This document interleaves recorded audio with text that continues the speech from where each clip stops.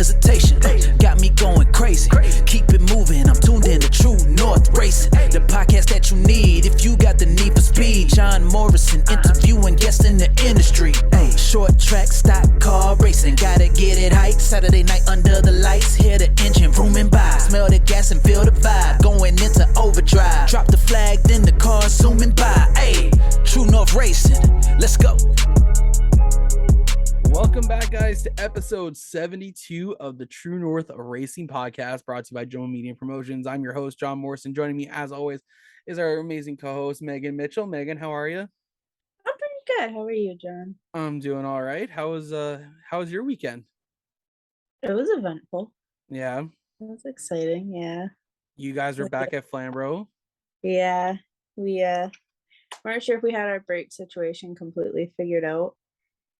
But we were told that if we just take it out, sometimes you're like, because like we had brake, it was just kind of soft. Yep. So we were told if you just take it out and you run it, sometimes it will come back. So it's pretty much what happened. And we went out and my dad I think he was running some of his best lap times yet. Started about third in the first feature, and which had me like real nervous. I get anxiety over everything, so I was scared. And I mean, he did really good. He held on to second and third for a while, led a few laps, and I ran third most of the feature, brought it home fifth. So I mean, we had 16 pure stock show up, which was incredible. So it was real good. And then started eighth in the second feature, brought it home eighth. It's a few scratches, little touch-ups we got to do on the car, but nothing serious. So yeah, Robin's racing, so what can you do? Absolutely. It was exciting. Yeah, I mean, I don't even think my dad slept Saturday night. He was so excited. It's like 2 a.m. and I'm texting like, okay, I think I'm going to bed now. Night. I'm so excited. I can't fall asleep.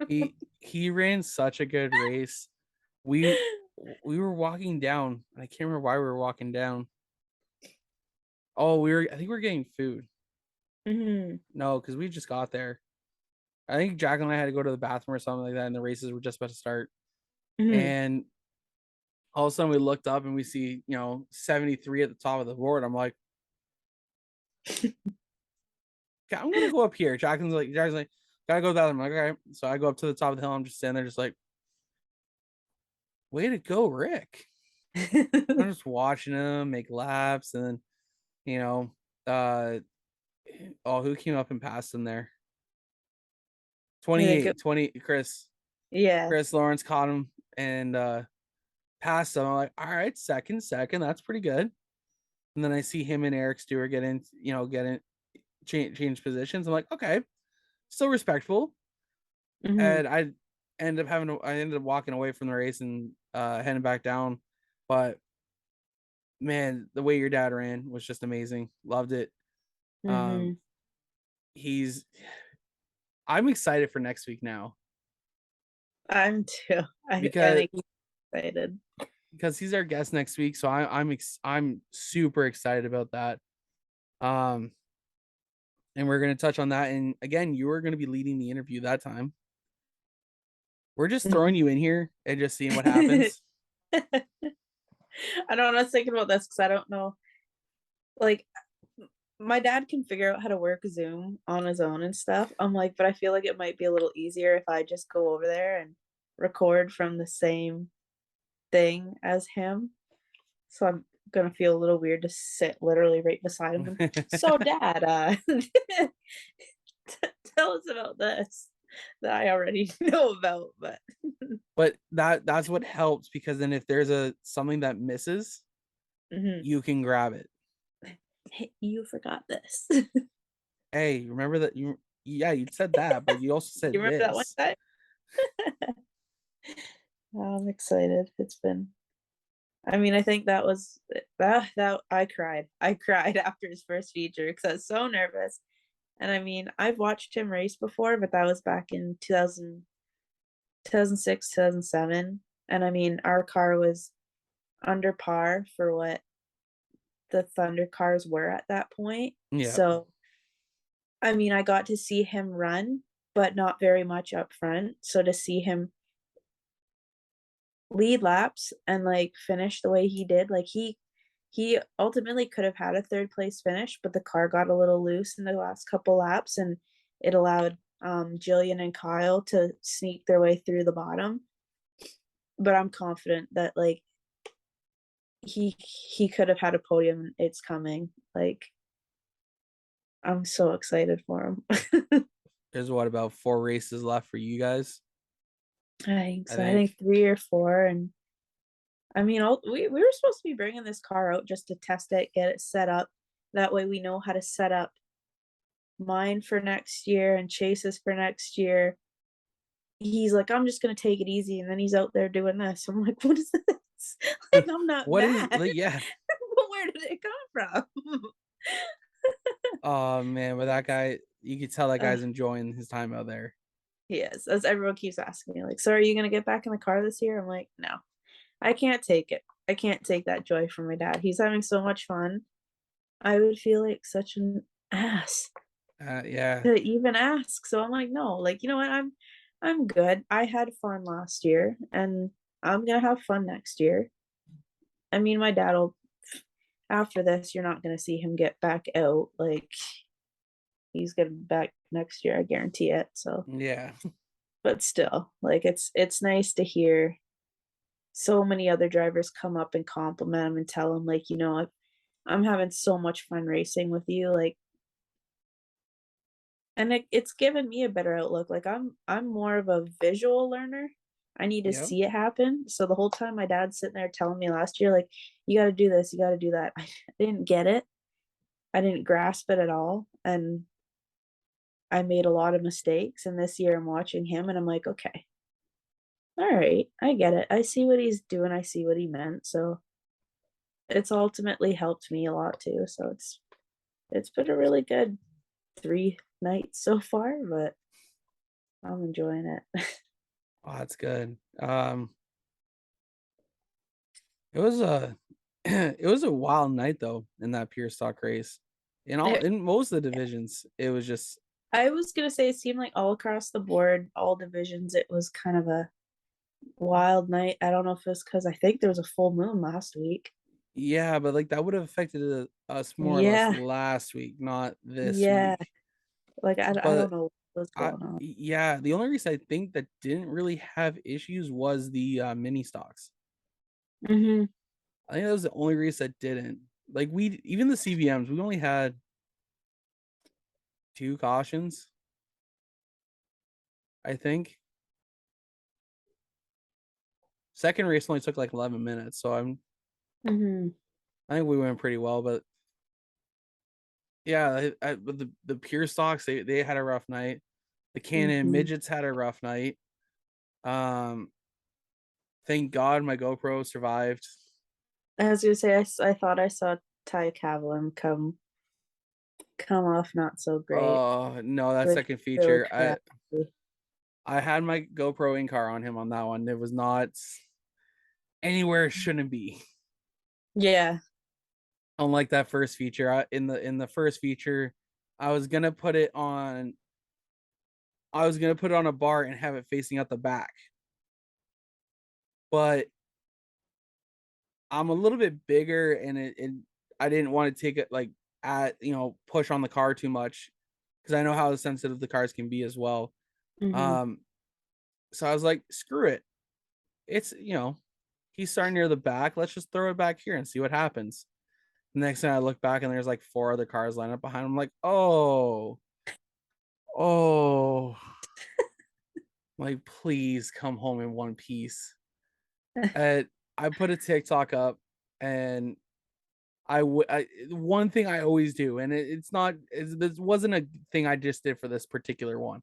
I do it for Mhm. like every time a GoPro goes into a CVM. I will go up to the camera, wave to it, and then walk off. Or as I'm walking up to it after a session, I just start waving to it. Yeah. I have a ton of videos that are just of me waving to my GoPro as I'm coming up to it. You should make like a whole video towards the I'm end of gonna the piece them season all of you together. waving every time. I'm gonna piece them all together because, like, especially like if I put it in a very vulnerable spot, Yeah. like a CVM can snap loose. If I have that thing on the rear bumper, I may not have a GoPro. Mm-mm. Or same thing if it rubs up against the outside wall going down the backstretch. I may not have it. It may just unclip itself. I almost lost the one night when it was on Scott's car. Mm-hmm. It had actually come undone. I walked up and I just bing. Well, that wasn't supposed to happen. I'm like, that's not supposed to be like that. But it held on. Oh. But yeah, if you guys want to go check out my latest TikTok, I think it's Jomo932. I'm just gonna look at it real quick. Yeah, Jomo932. Wow, that thing's got a bunch of views already. Holy crap, 700. Mhm. Hasn't even been up for a day yet. But I love your question. You know, your comment is like, I need to know which GoPro was it. As I've said here before, I have a cursed one and a good one, but sometimes the cursed one acts like the good one and the good one acts like the cursed one. So I don't know which is which anymore. But I want Literally. to get the most picture perfect quality. If any of you guys see any of my videos, if there's a line through it, that's the cursed one, as we call it. Well, just funny. I've never noticed the line through it. Maybe I'm just too focused on other things that I don't even notice the line. And when you the commented that, like, fair, that makes sense. the I'll have to look video for I that. put of um Rodney Rutherford spinning, that was on the bad one. That was on the cursed one. And I had to go up to, he broke in that feature too, and I had to go up and tell him. He's like, don't tell me you put the cursed one in there. I'm like, All right. no, no, that wasn't me, Rodney. Um, but yeah, it was Joe Media Drivers did very well on the weekend. Ended up in victory lane a few times. Mhm. So I'm proud of the guys. Um, Megan messaged me Saturday morning and sent me a picture of a case of pop. So any of the fans of the show here know that I think they'll know that Megan and myself are pretty addicted to Dr. Pepper. Safe to say. Oh yeah, very safe. Uh, so my all-time favorite is Dr. Pepper Cherry, but I think I have a contender. And I think it's the dark berry that we had on Saturday. It was Uh, really good. it was so good. So Dr. Pepper, sponsor us, please. We will test. We'll have a segment on the show where we test Dr. Pepper. Literally. See, and I almost said that too. Like, get your GoPro. Let's do a. Let's do a shot. Let's do a spot and send it to Dr. Pepper's like, sponsor us. This is us taste testing. Here, limited edition, dark berry. Oh my god, it was so good. And then what's hysterical, because at the end of the night you sent some home with us, Yeah. and I was walking through the pits with an LCBO bag, and I'm like, huh. I'm like, I shouldn't be walking through the pits like this. My backpack's all the way in the car at the other end of the pit. So I had to walk from turn 2 to turn 3 to go put it. I'm like, and I'm walking by everyone. I'm like, man, I really hope they don't think nothing of me. I felt really bad. I'm like, I didn't want to hand you like a bunch of loose cans, and I'm like, the only bag I have is this LCBO. And I apologize to Jacqueline when I gave it to her. I'm like, sorry. And then when I got home, so I'm a, at a party we had last month, not even a couple months ago, last month, Yeah. I was given 2 cases of Dr. Pepper, and there's already 2 cases in the garage. I'm down to 1 can. There was 1 can, and I just like, I sent Megan a video this morning of me putting all the dark berry ones into that case. because I thought it was just perfect. But when something's that good, it goes that fast. Like I turned 25 this year, and Rachel bought me 25 Kinder eggs. Those things were gone in like 2 weeks. Oh man, they would have been gone in a day with me. Mostly because I It, just wanted to see what was inside of each one. that's the fun part about a Kinder Egg, right? Yeah. Um, what else do we got going on here? Did you catch any of the action from Oshwegan? With the The Pinties. oh yeah, Some of it, yeah. Um, I didn't realize that you had to subscribe to something to be able to watch the actual race part of it. So I watched all the qualifying and stuff.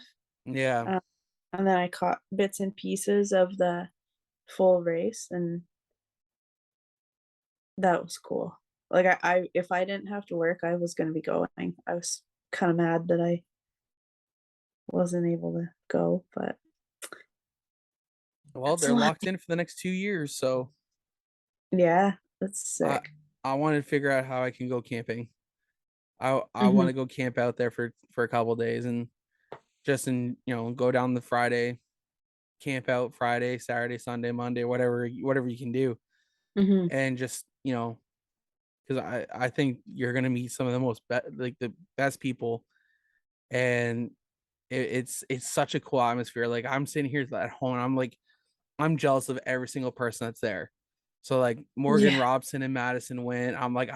They were asking, they were messaging me asking me like, oh, what's the prices like for food, like what kind of food quality. I'm like, food's fantastic, it's great quality.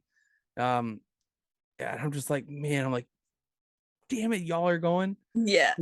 I know I had But people like Snapchatting me, like I think Wally Wilson was Snapchatting me, and I'm like, God damn it. And he's like, Why, what are you doing? I'm like, I'm going to bed getting ready for work tomorrow. And he's like, That's lame. Work's lame. I'm like, I know, thank you. I'm like, I'm jealous.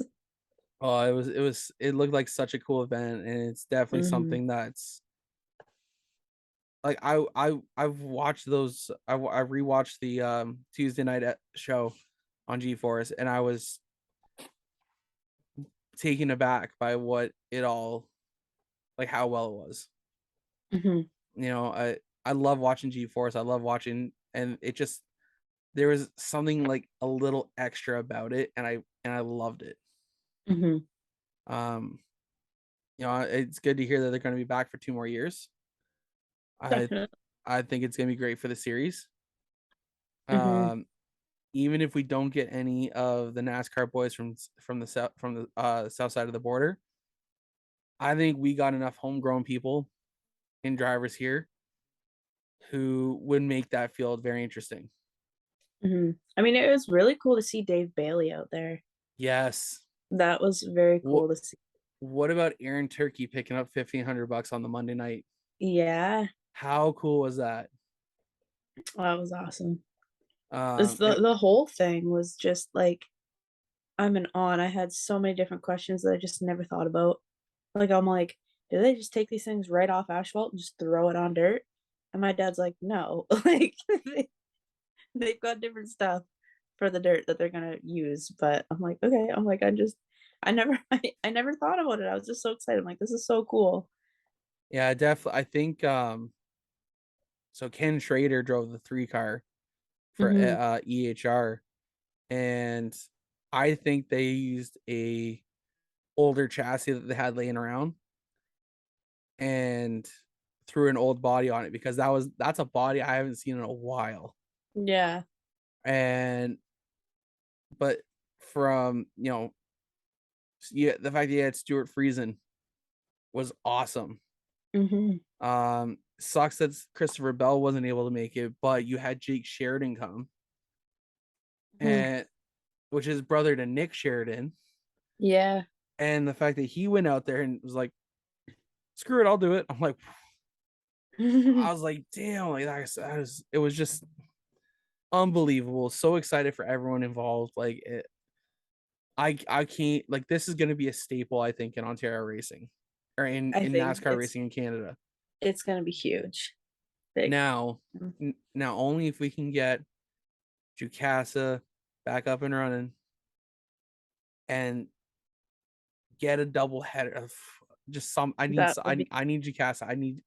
I haven't been. I've never been, and in the years it was open, I couldn't make it for multiple Mhm. reasons, and I'm pissed, and I need to go.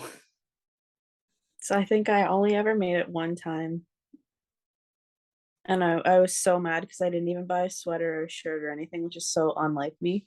Yeah, So I just stole my sister's for a while, but I don't know. I have a feeling that we'll see it open again eventually, even if it's just not like a whole season or something. Like I not that I've heard anything, but I have a feeling that we'll see something from I Jukasa. I really hope so too. Like I love the track. I love the facility. Mhm. Um, it's and I haven't even been yet, and I don't want to see a It's track that people dumped a lot of money into it to just sit and rot away like a lot mhm. of other tracks. Yeah. You So know, they put a lot of time and money and I hate to and see that it's go all the waste. yeah. I mean, I drove by it for years as Q Speedway and saw it just sitting dormant, and it was heartbreaking. Like the potential with that track. So it's I mean, it's I understand what's going on and stuff for the reason that it's sitting the way it is right now, but Yeah. it's still it's heartbreaking to see as a racer. Like Oh yeah. not that my kind of car, like a pure stock, No, you couldn't run you those can't things run out on there there, anymore. but like even to 70 see years like ago, a yeah. yeah, but to see like a mini stock invitational, the late model super stocks, like something out there again Yeah. would be unreal. I this is just something I would love to do. I would love to go on a Saturday or something and take my GoPro and go walk around the track. Not even just walk around the track, just like go through the entire facility Mhm. and just capture as much as I could and do a track walk. You know, That'd be cool. yeah, I think I want to have something to so I can not even just for myself, just I feel like for the Yeah. racing community, just to have something that would in case it never opens up. And I Yeah. have high hopes. I don't have high hopes. I keep my bar set low, but like I hope it does open up. Mhm. And for me, it's just something that would be so cool to have and see, and you know, like the North Wilkesboro, um, Mhm. with their revival series they got going on right now, and I I purposely went out and got Racer XR Plus so I can go, so I can watch it. Mhm. I never watched it. I never, but like the fact that there was so much history there, there was so much there, and seeing Dale Jr. go back and clean it up and get scanned for iRacing, then to be in iRacing, and then there's a reason I picked up that sign. I never Yeah. watched a race there. I only get to watch old races. It's just knowing the history behind it. Yeah, I mean, that's me with Jukasa. Like I hear so many stories from my dad about the old school days when he raced there. I mean, heck, I lived there as a kid. Like there used to be a house right on the road that goes right up to the pits. There was a house there, and I lived there for the first year of my life. Not that I'm was old enough to remember it, but like there's photos of it, and it's so cool for me. And I still drive by, and I know there's a tree out there that's got my name carved into it that my dad put in there, and it's just I want to see it open again. And I mean, if you yeah, do that, like I'm sure, if not that I'm sure, but like you could probably reach out to Alex Nagy and he might let you do something like that. And yeah.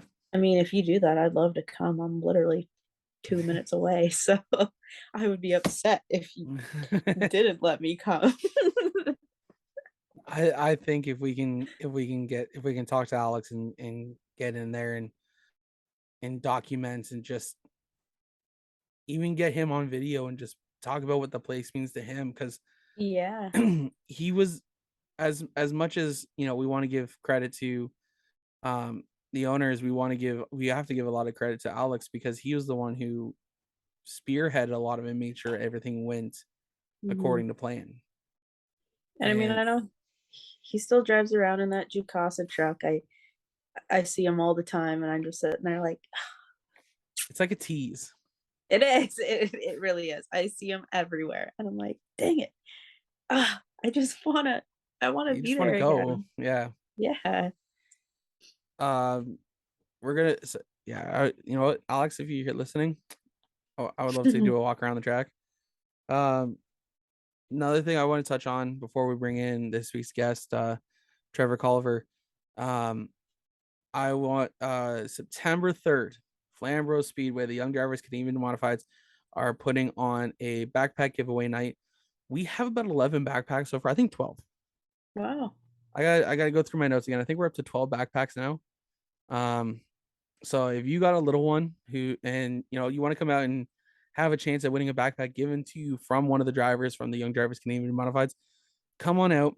Racing gates will open at 5. We're going to have 1 or 2 people at the front gates giving out tickets to kids. And yeah, we're going to give away some backpacks to some lucky kids on that night. So Megan, you know anyone, make sure you put that out there. Oh, absolutely. We are still in the works. This is going to be a drop. This is breaking news for the CVMs. September 24th, championship night. One of our own drivers, Scott Tonelli, he has a Christmas winter show, I like to call it, called Change for Change. And what he does is it's remarkable for him. He puts on a light show every year, and the donations he gets from it, he donates it to Grand River Hospital, to their mental health, to their mental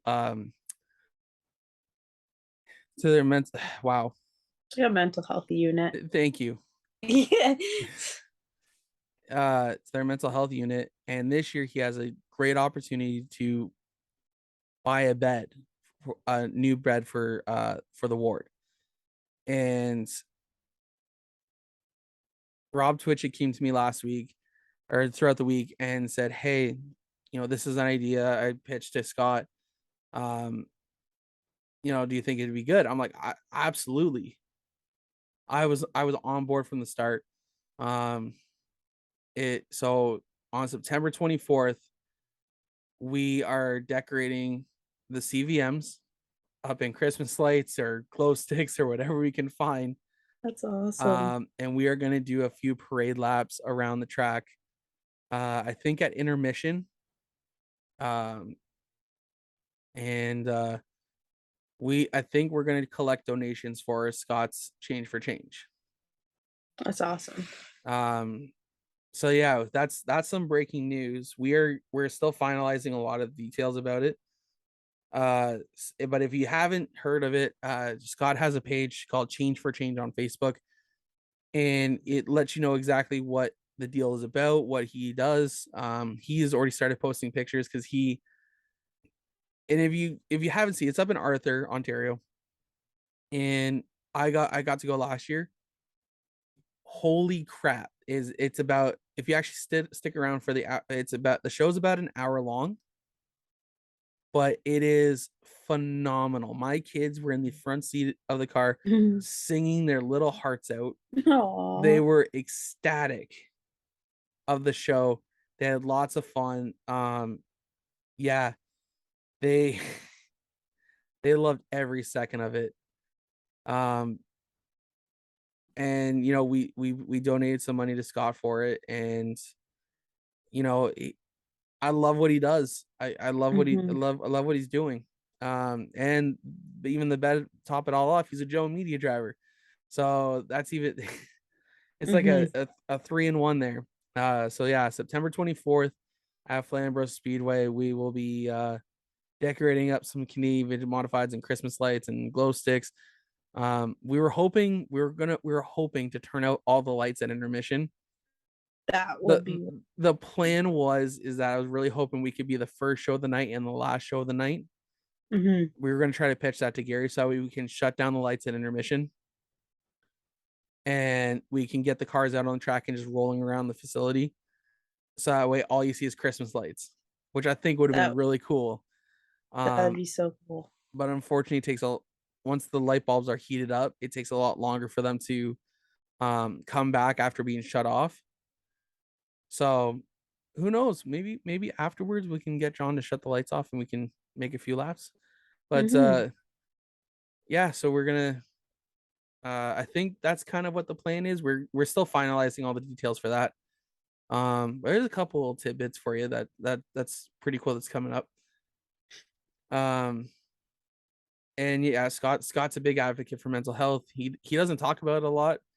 Mm-hmm. But I love what he's doing. And Scott, you got the full support of us here at Jomo Media, and he's definitely got the support of the CVM. So Mm-hmm. I'm looking forward to that. That's championship night of September 24th. I really hope I'm allowed to break that. If not, I feel bad. But anyways, I think that's pretty much it for right now. What do you say we bring in Trevor? Yeah, for sure. All right, let's say bring in Trevor Collver, this week's guest on the True North Racing Podcast. All right, guys, this week on the True North Racing Podcast, we're sitting with Trevor Collver. Trevor, how are you, man? Hey, I'm awesome. Thanks for having me, guys. No problem. Before I was spelling it wrong earlier in my post. Did I say your last name correctly? Collver, yep, Collver. The funny story about that, where I go to get parts weekly, if not daily, at McCall Racing. Mike McCall would always spell it Colliver. And he kept doing that, And then a couple times I grabbed the pen from him. I'm like, I give you so much money, you can't spell my damn name right? Like, what the hell? Oh my god, that's see, I was spelling with an O.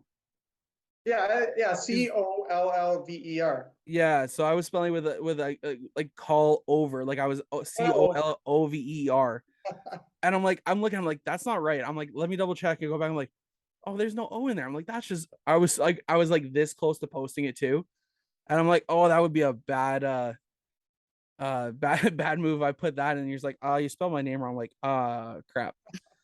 I've been called worse.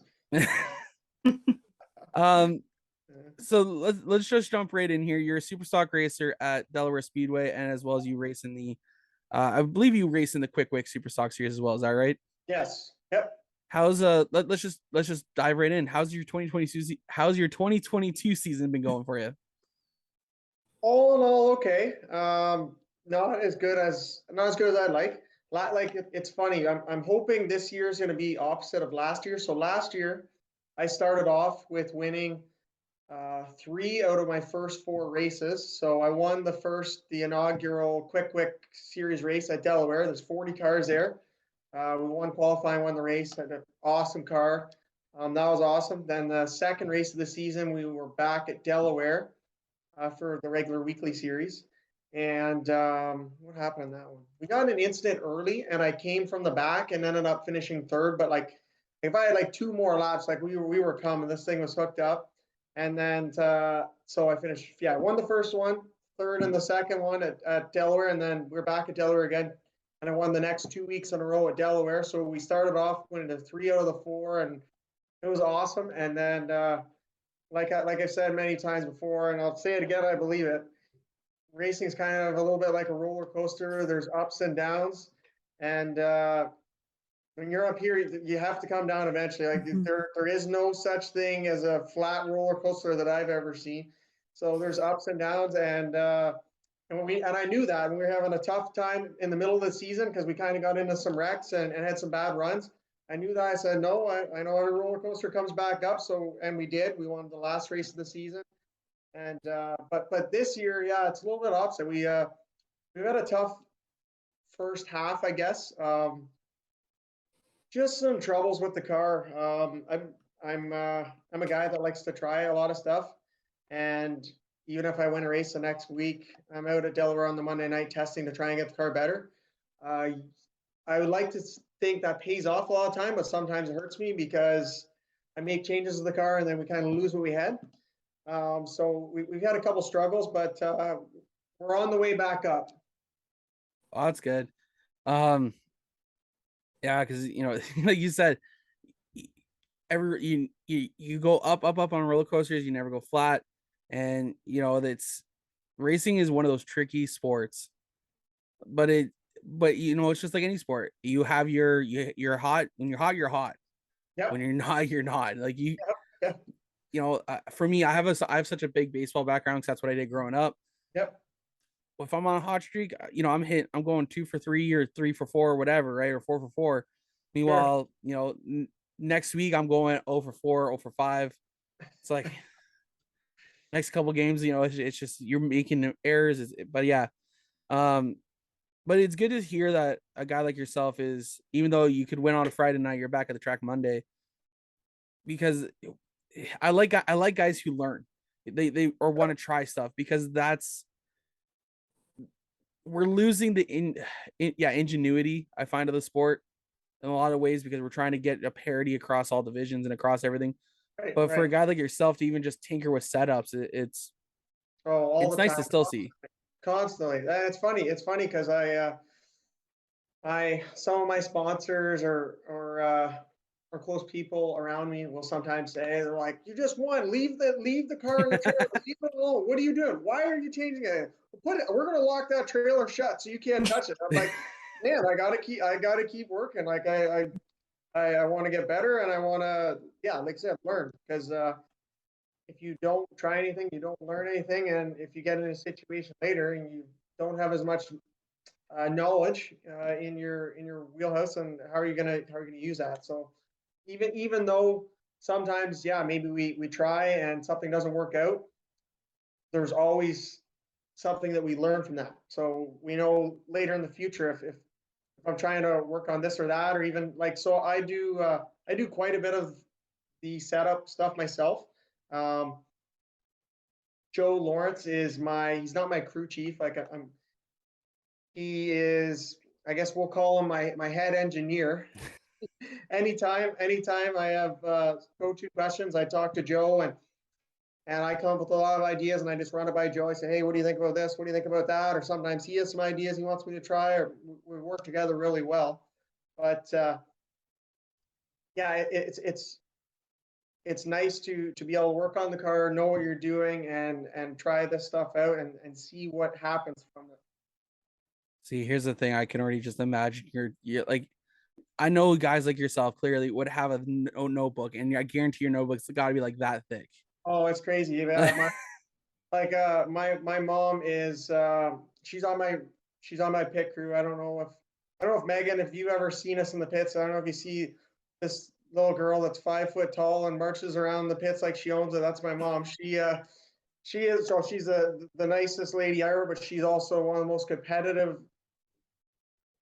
humans ever. She loves to compete in anything. She was a big baseball player back in the day, and she loves racing. She got me into racing. It's funny because my dad and his 6 brothers are mechanics. My mom's a respiratory therapist, and she got me into racing because she's a diehard NASCAR fan. And she is when we're in the pits, she's helping with anything. She always has tire temps, and then she's always documenting everything we do. She's always in charge of the tires, on getting everything set up with the tires. She tracks every single lap we do. We have every single lap we do is documented down with every run, with our tire pressures, our tire temperatures, our stagger, our shock travel. Every single time we're on the track, what temperature it is the sun out? Is there clouds? Is it windy? Anytime I make a change, even if it's in the heat of the moment, and I'm like, oh, we got to make a change. We got to get back out there. She'll stop me. She's like, no, what did you change? We need to know what you changed. I need to know those details, because if we go back, which in the heat of the moment, I'm like, I just need to go. I don't care, right? But later, when I wind down, I just sent her a text actually 20 minutes ago, because she has the notes with her. I said, hey, can you send me the notes from Friday, my last race? I want to look at tire temps when I go to bed tonight. So every time we do anything, it's always documented just for that reason. We always look back. We know we can learn from it. Big time believer in notes. I love that right there. I'm sorry, like that to me, that is just I was already about to get into how you got into racing, but like you kind of touched on it a little bit. So we're gonna dive into that a little bit in just a few minutes here. But that's just absolutely crazy that every single time you hit the track, your mom is right there taking notes and figuring out what you've done. But at the same time, like that is how you learn so much more. 100%. And that's just, to me, I got to applaud that lady right there, because that's not an easy job. Oh no, it's big. Like there's a couple younger drivers that I mentor. One is Cody Wilds. He races legend cars now. I was talking to him and his dad earlier today, and they got rained out yesterday at Sauble, but they were talking about how the car was working good and they're making adjustments and stuff. And I said, notes, keep the notes. Make sure you keep the notes. I'm a huge believer. Keep your notes. And then my younger cousin, Mason Collver, he races mini trucks at Grand Bend and Full Throttle.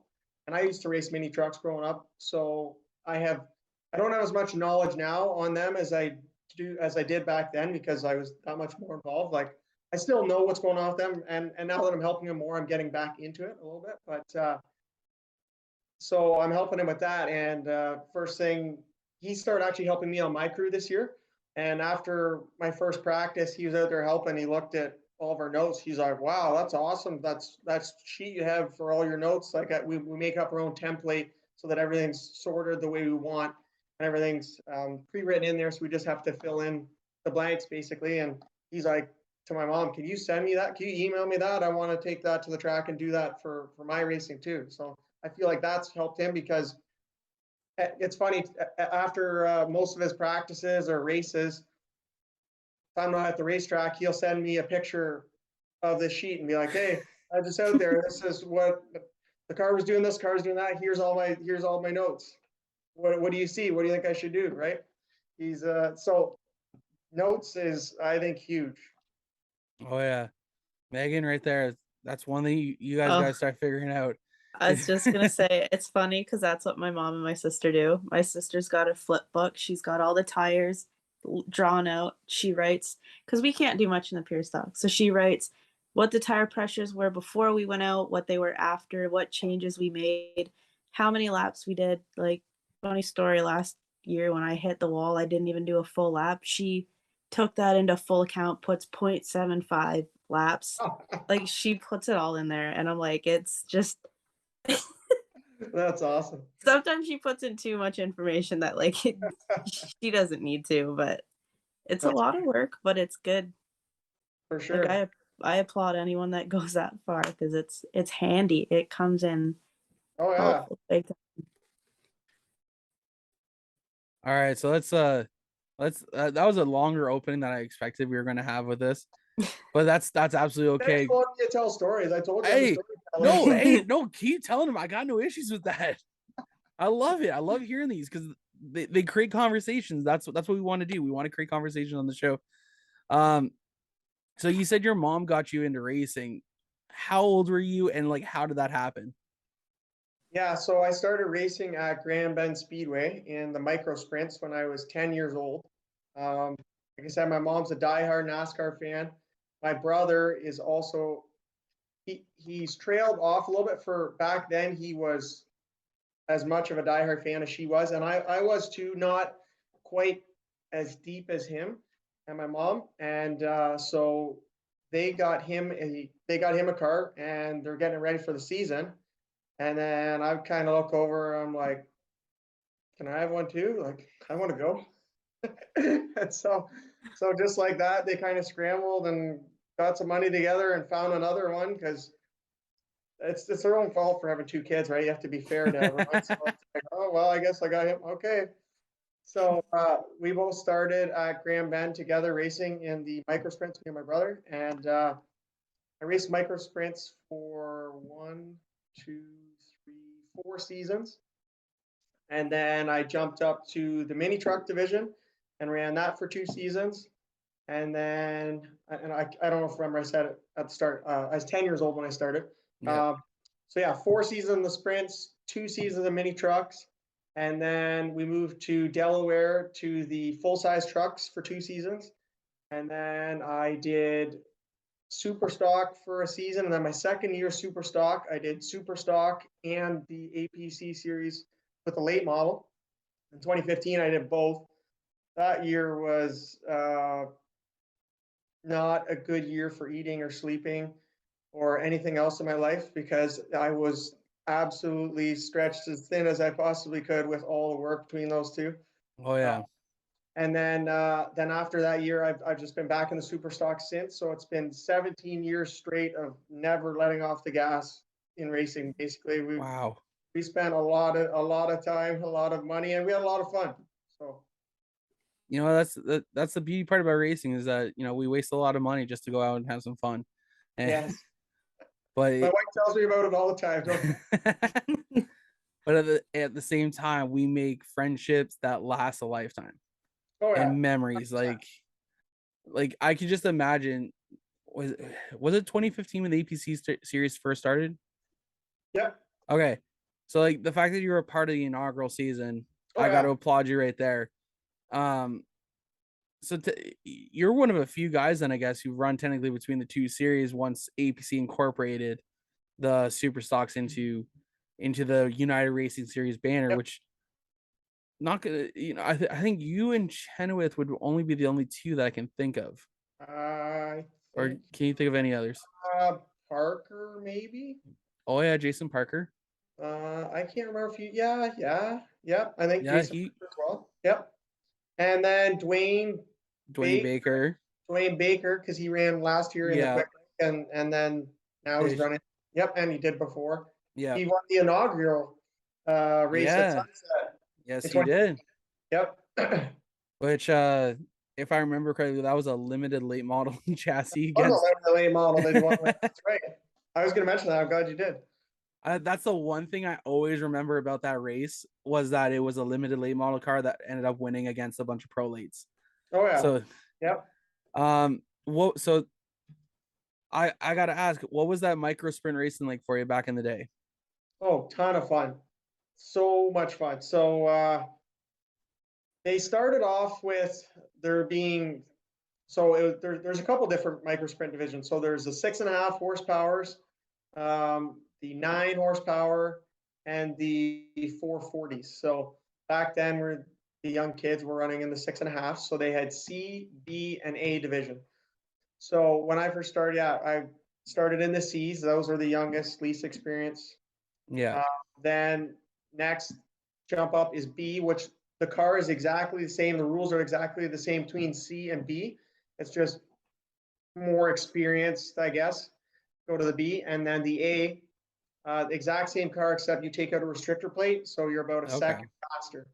So when we first started there in the C's, there was 30 cars. There was 30 of these micro sprints, and all these young kids, like 30 of us. It was wild. So the C's had like 30, the B's had like 12 or 12, maybe 12, 15, something like that. And then the A's had 30 as well. So the C's and the A races were crazy because there's so many cars. And with those cars on that track, you're wide open. You do not touch the brake. You do not let off. So it's kind of like Talladega or Daytona. Like bump drafting is huge. Like there was races. Some of my best memories were in the A's. So I raced 2 years in A's. The first year, I think we finished like maybe 5th in points or something, and I won a couple races.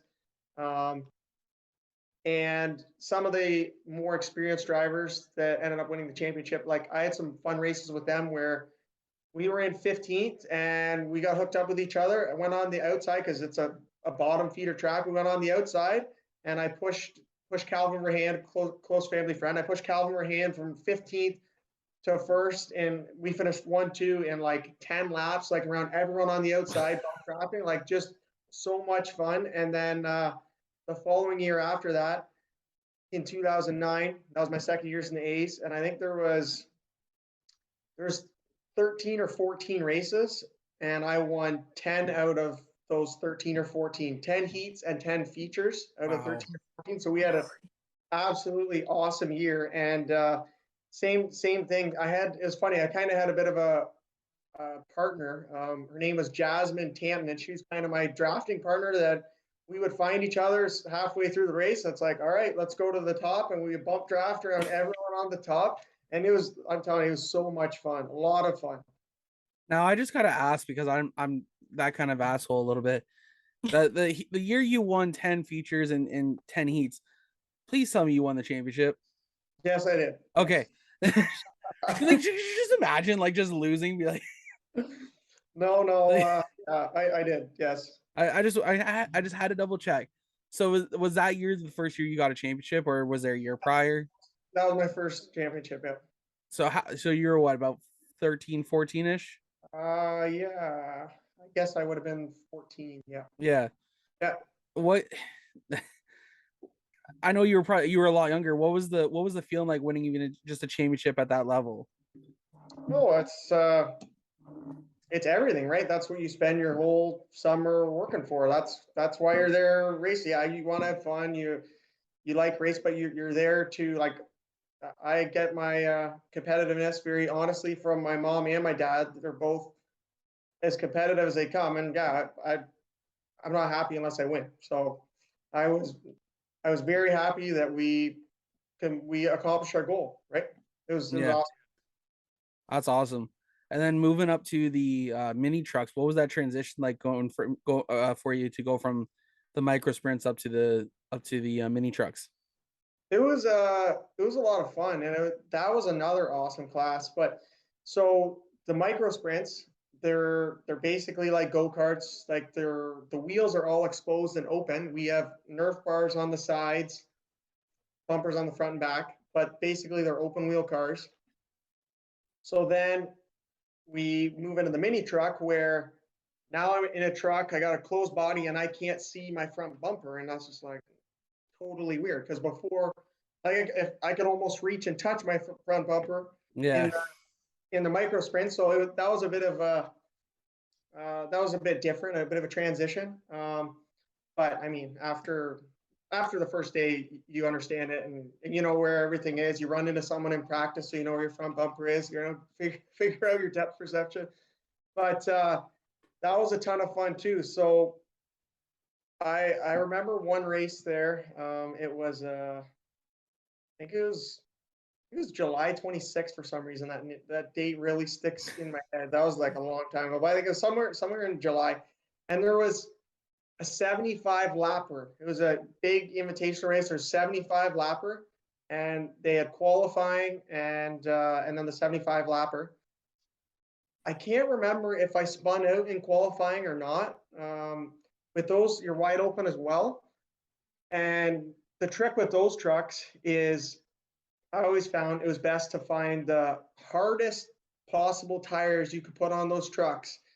When you take a durometer, they're the hardest tires because, again, you're wide open there. So it's kind of opposite for the racing I do because I'm looking for all the grip I can. With that racing being wide open, you want the least grip, the least drag. So the hardest tires were better for that because the first 3 laps, like you are doing everything you can to hold on to the truck. But after that, everyone else's tires are getting that much softer and that much more sticky, where yours are too, but you're at a different range than what they are. So I think I can't remember if I spun out in qualifying or if I didn't spin out, like I qualified like 5th from the back, like not good at all because I couldn't hold my truck wide open for the first couple laps. It was just it worked off for me later in the run, but at the start until my tires were warm, like it was not good. So in that race, the 75 lapper, there was 32 mini trucks. It was crazy. There's 32 mini trucks. I started, I don't know, 5th or 7th from the back or somewhere like right close to the back. And I fell to dead last. Like I said, the first couple laps, until I got heat in the tires, I couldn't do anything. I fell back to last. I drove all the way from 32nd up to finish 3rd. Like if I had 2 more laps, maybe 1 more lap, I probably would have had 2nd, and maybe 5 more laps I could have won that. Like I was coming, like I was flying. That was one of the most fun races I've ever had in those mini trucks. Just going through that many people and that 75 lapper, it was a ton of fun. I'm not being a dick at all here. I'm just like, and I'm just surprised there's that many trucks because then every time I see them, there's only like a handful of them. So Right. like hearing that there was 32 out there, I'm like, where the hell did all these come from, or where did they all go? And at the Oh, same time as yeah. well. It's sad. They are making a bit of a comeback. So I think the biggest race at Grand Man I've seen this year is around 10 trucks, but at full throttle, they've had a race there this year with 18 trucks. So Oh, like perfect. it's starting to come back, and everyone's liking them. Like they're a ton of fun to watch, ton of fun to drive. We we had a ton of fun battling for some of those wins back then. My brother and I were that was when me and my brother stopped racing together. After the mini trucks, I moved up to Delaware, and he went to university, so our money went in different places. he he was a really he was a really good. I'm sure he still is, but he was a really good driver back then, and his nickname was Three Wide. That's what some of the people that he raced, so they'd be like, "Oh yeah, 3 wide, just stuffed it in on the bottom down the backstretch over there. Oh, 3 wide, just works his way over there," because he was always brutal for making a 3 wide on the backstretch. Like almost every race, like if he saw like 2 feet, he went down on the grass and made 4 more feet to have the truck fit in there. Like it was hilarious. Jeez. I think I pushed him. I'm pretty sure I remember pushing him to a win. He went 3 wide on the bottom underneath some guys, and I pushed him around a couple trucks to win. Because same thing with those. There's bump drafting in those. Like it was a ton of fun. Yeah, I can imagine.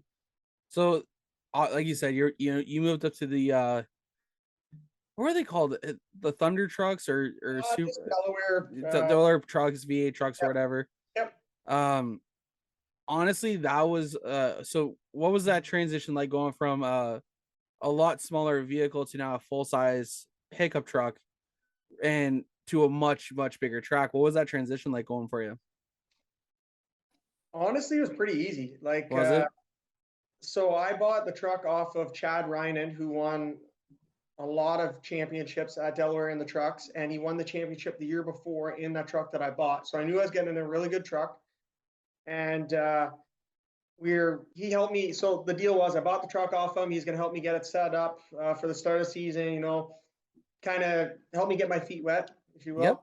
And so he was debating. He said, "Well, I'm not sure if I'm going to put a different gear in for the first couple races to let you get used to it, or what we're going to do. Like, well, I'm not sure." And nothing really happened, so we never ended up changing the gear. And we went out for practice, and after the first day of practice, we were second fastest. Oh wow. I really took to it. It just kind of came naturally. Like that's what what do you? I'm like, it's just driving. This thing is set up pretty good. And I just kind of drove it. Like it feels great. I love this. I'm gonna be honest here. Like the trucks down there at Delaware have always been one of my favorite divisions. Yeah. Because I've always enjoyed the truck racing, because to me that is as the truck fades away near the end of the race, there's not a whole lot of weight in the back of those things. Oh yeah. So they get a lot more squirrelier than a super stock or a pro late. Sure. Like to me, they put on some of the best racing, especially near the end of a 30 lap feature or 25 lap feature down in Delaware. Yeah, that's it for 2 years. So actually, I don't know if you're aware of this, but the truck series is no longer at Delaware. Yeah, unfortunately. Yeah. So the first year that I ran, I think there was races where I think there was 20 trucks, 20 or just over 20, right around there. And then the second year it died down to 16, 15, 12, depending on the night. Like it wasn't near as good of a car count. But yeah, the first race that I won in my rookie year, it was my 5th race of the year. I think I finished 5th, 4th, the first 4 races, and then I won my 5th one. And that was awesome. So I was a straightaway back with 5 laps to go of Devin Bloomendale, the leader at the time. And I don't know why. I just had this feeling. I'm like, I'm going to win this race. I don't know how. I'm like, I was pretty sure that I was going to win. Like I don't know. It was weird. I Like I knew I was going to win. I don't know how, but I had this feeling. And something started happening to his truck, and I still have the video. So back then, Jonathan Houghton was the announcer at the track. Yep. And he also videoed all these races, so he would sell them if you wanted to watch these races. So I still remember listening to the broadcast of him announcing this race, because it was my first race at Delaware. Right? It means a lot to me. So I remember, like, I've watched it probably 20 times. So I remember catching him, and I think one of his lines was, "The race you thought was over, it ain't over yet. Here comes Collver." Right? And so, like, in 5 laps, I caught him, and he's reading off the times as we're coming across the stripe, and every lap I'm getting faster and faster, because I could see the trophy. It's like there, and I could see it. And I'm driving harder and harder and harder, and something was amiss on his truck, and he was getting a little bit slower every lap. I don't know if he was having a tire go down or what was happening, but I'm just driving harder, and I caught him and passed him in the very last corner on the very last lap. I beat him to the line by, I think it was like half a truck length. And for that, on my first win, and it was I still get chills talking about it now. That was awesome. You know, that when you get a big win, even in your rookie year of a division you've never raced before, 5 starts in, like, that feeling is just, it's cool to get chills. Like,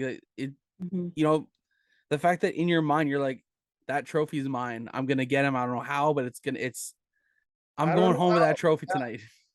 There was something I don't like. I feel like I've maybe had that feeling other nights before, after. Like, since then, I've had that feeling as well, but like nothing like that. I don't know why that night, just something. I was like, well, it's fine. I'm gonna catch this guy and win this. Like, I don't know why I'm so confident in myself and think it's gonna happen. I've never won in this before, but I'm gonna do it. I don't know. It was pretty cool. Man, I kind of hope that we could find that video on YouTube or something, because I would love to see a clip of that, just to, like you said, like, the thing that makes races too is, one, the drivers, because without them, there's no show. But the right announcer as well, making the correct terminologies to make what, like you said, you were catching him. He's like, the race you thought was over, it ain't over. Like, because here comes Collver. That's right. Like, to me, like, that, it actually sent a chill down my spine hearing that, because I'm thinking, like, so many times that happens and you never see it or whatever, but if you're really intently watching, you can see those kind of battles or something like that happening. But to I don't know how many years later now, but it's at least 8 years ago now. Yep. To go out there and get it and just be like, that's what happened. Dude, every time I tell that story, I would get chills down my spine too. Like, that's a perfect response to it. No, it's cool. And like you said, like, the announcers telling the story. We are creating the story. They're telling the story. It's like the announcer's like the lead singer in a rock and roll band. Sure, there might be amazing drummer, amazing guitar people, amazing people on the piano, whatever the heck you listen to. But the person that has the microphone, they're telling you the story. So it I was listening to a podcast the other day, a Dale Jr. podcast, and I think Mike Choi was on there, and he was talking to Dale about how he calls races and this and that. And one of the ones that I'm sure everyone knows or remembers is when Dale Jr. yells out, "Slide job," right? Like, everyone remembers that. It's a memorable call, right? And that's like you said, those announcers, they put out those right words, and they really make a difference. And for me, that really hits home, because Jared Dockstader was one of my best friends, and I think he was the best announcer I've ever heard. There was a mini truck driver at Grand Bend that once said to Jared, "You can make a ham sandwich sound exciting." It was true. He did awesome, and I'm in total agreement. Announcers definitely can make the difference, whether it's a memorable race or not. Mhm. Absolutely. You know, they're the ones that make the calls. You, like you said, you're the guys one who are creating the story. They're the ones telling it, and if they don't put the right spin on it, it doesn't sound as good. Mhm. And Exactly. Yep. I truly believe every announcer that really comes through Delaware is one of those guys who are a special breed, in my opinion. Yeah, like the guys that are doing it this year on Jamie Mosley is doing it for Delaware every week. Him and his son Jordan, they both do an awesome job. Oh yeah. Those guys are there every week doing it, but then now they've also got the Rogers TV crew that does the broadcast, and they all do an awesome job. Plus, they have some drivers on there. I was on there once, but they have drivers on there to help tell a story, and that's super cool. Next week, one of my mentors, Gary Adrianson, he's on there, and my Ooh. spotter's away next week. So I asked Gary, he sometimes spots for me. I said, hey, can you spot for me next week?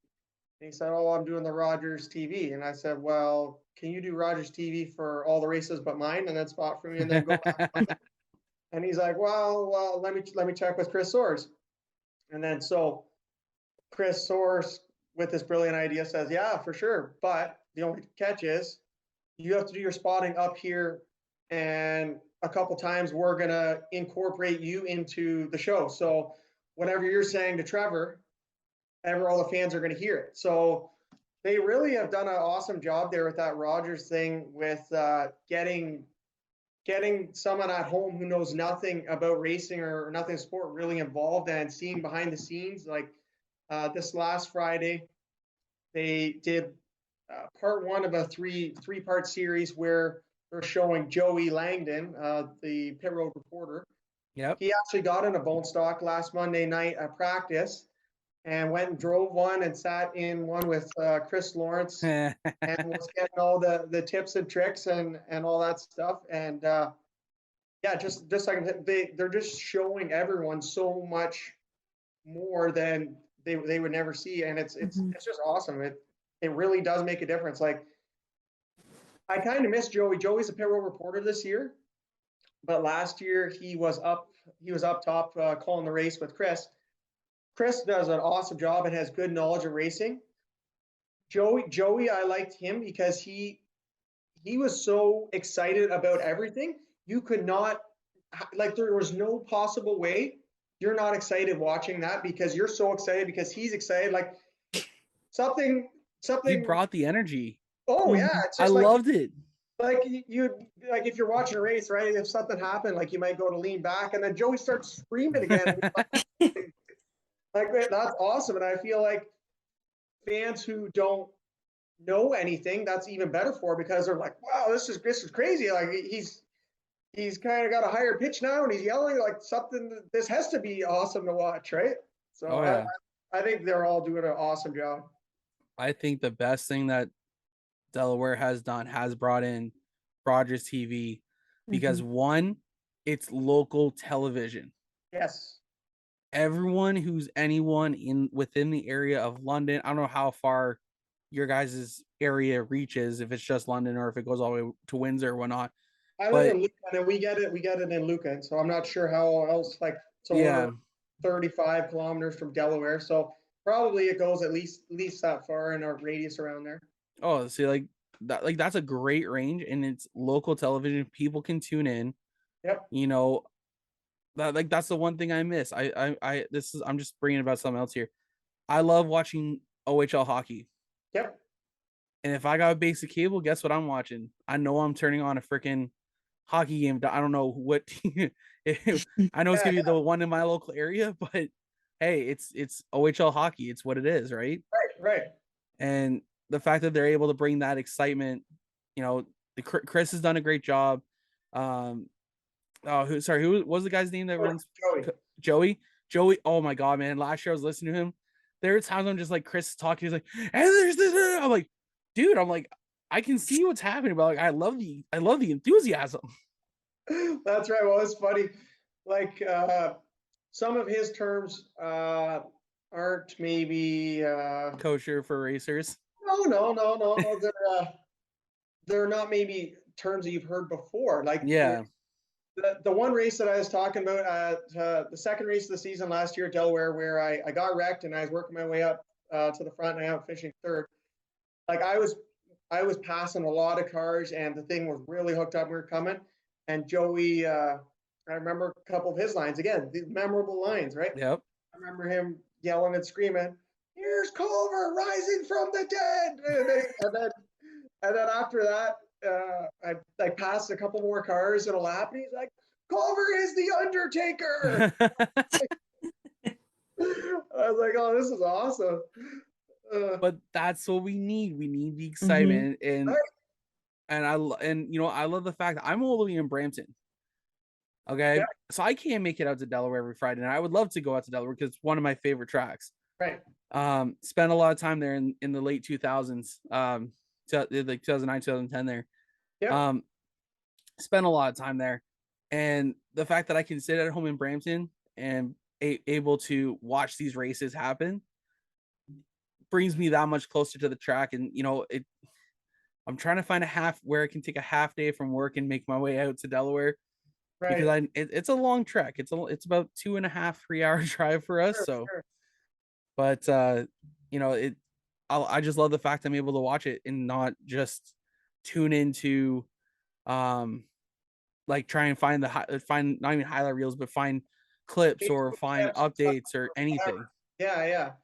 No, and obviously it's working because every time we've been at Delaware this year, the stands are absolutely packed. Like it's not like, oh well, if we put it on Rogers then no one's gonna come. Wrong. It's the opposite. Oh yeah, but well now there's people that have never seen it before and they're like, this is so cool. I want to go to the races. And then this also helps with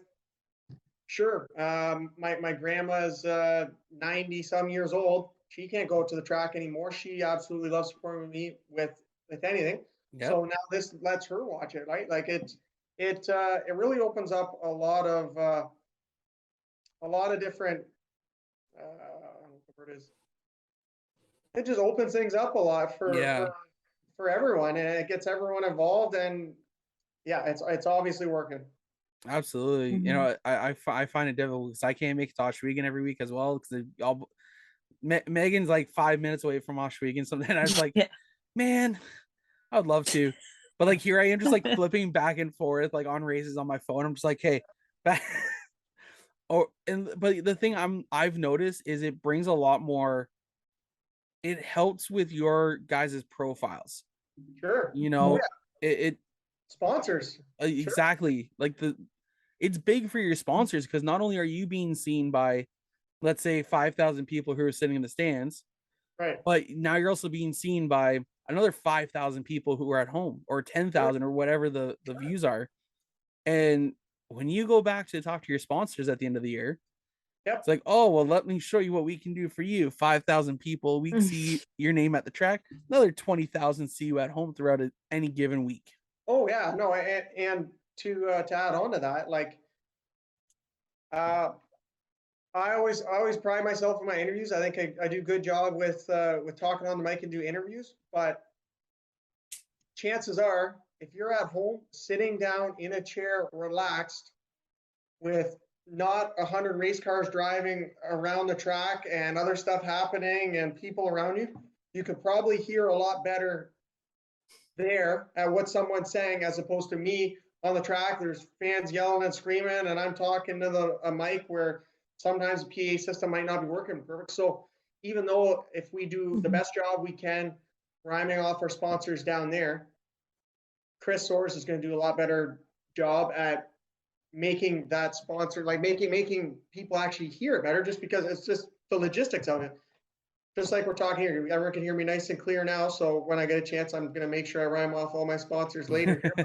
But just like you said, so, and they see it. Like, you might not be able to see Inventory Express lubricants as well from the stands as you can on TV when they zoom in. Oh, let's go back to that replay. Let's see where Culver and Verhoeven got into each other there. Let's go back to that replay. And they zoom right in, and your sponsors just got blown up on this big screen so they can see it better, they can hear it better. Win-win. Oh yeah. I love the fact that they've, like I said, that's the biggest thing. biggest round of applause I got to give Delaware Speedway. For sure. Anyways, we kind of went off topic here a little bit. But so you moved up from the trucks up to the super stocks. Is that the current car you have now, or did you buy a different one beforehand? No, so yeah, so I moved up from the trucks to the super stocks. I bought it was Paul Fothergill's car. Okay. So I ran it for 2014, 2015, I think 2016 I built a new old car in 2016. I Okay. think. So yeah, this is my second car since I started running. Okay. What was there a transition there for you, or was it a pretty smooth transition from trucks to the cars? No, it was an easy transition for me, I think. Yeah. I started, how did that work? Oh, I gotta think. So I started in 2014. Yeah, so we went from the trucks to the cars, and that year there was 20 or maybe 25 super stocks in the class that year. It was a really big class. So we started really fast right out of the box, and I can't remember if I started, I think I started, yeah, that's right. I started the season as running for the rookie of the year. And my first race, I think I started, well, I had to start at the back because I was a rookie, right? So I started at the back and I drove up to finish like sixth. So I started, yeah, like 20th or 25th and drove up to finish sixth. And it was really good, awesome. And then I think the next week, I don't know if I won the heat or I got second in the heat. Like I was right up there. And then I went and talked to Delaware. I said, you know what? I don't want to run for rookie of the year. I want to run to try and battle these guys for top 3 or top 5 in points. And it's not going to help me starting at the back for the first 5 races. I don't want to win rookie of the year. I want to go run with the big boys. So I dropped my rookie status so that I could start more fairly, I guess. Yeah. Give me a better chance. And we had some really good runs at the start of that season, and we're up battling for not wins, but some podium finishes. And I think it was the first APC 6-pack series race where the Flamborough cars were running with the Delaware cars. And I used to know all these stories really good. I was just showing my age here. I can't remember. I think there was like 30 cars in that race or something. And I don't remember the exact details, but I started deep and we were flying through the field. I think in like 10 laps, I passed like 10 or 12 cars. Like we had the thing hooked up. We were coming. And my good friend Gary Edgerton got spun on the front straightaway. He did a full 360, saved the car, and then his right rear tire blew or something, and he came down in front of me, like straight in front of me on the track at the end of the straightaway, and he did the 360 was straight. So yeah, I got back on the gas. He came down, T-boned him at full speed at the end of the straightaway at Delaware, took the clip off the car, and then we had a car that had Chrysler leaf springs. All the cars are supposed to have Camaro leaf springs, but this car, for whatever reason, had Chrysler leaf springs, which are a bit of an advantage. This car was grandfathered in because it won the championship. So after I got in that wreck and we had to put a new clip on the car, the tech guy said, it's not the same car, take the Chrysler leaf springs out. So in a week, we had to put a new front clip on the car, then totally rebuild the rear suspension on the car. Like it was a crazy weekend. Then we kind of battled for the next couple weeks, getting our setup back figured out since we just totally transitioned the car. Yeah. And then we had some good runs that year. We also got into a couple more wrecks, but yeah, we transitioned pretty good. We were competitive pretty much right away. Oh, that's good. You know, yeah. So you haven't. I gotta be curious here. You've never really had it sounds like you never really had a sophomore slump season, have you? Um, So because like it sounds like your first year's end, you've done really well. well, So actually, so my first year in the super stocks, we were good, competitive. yep, We got into some wrecks and stuff. We probably finished maybe 10th or something. And then the second season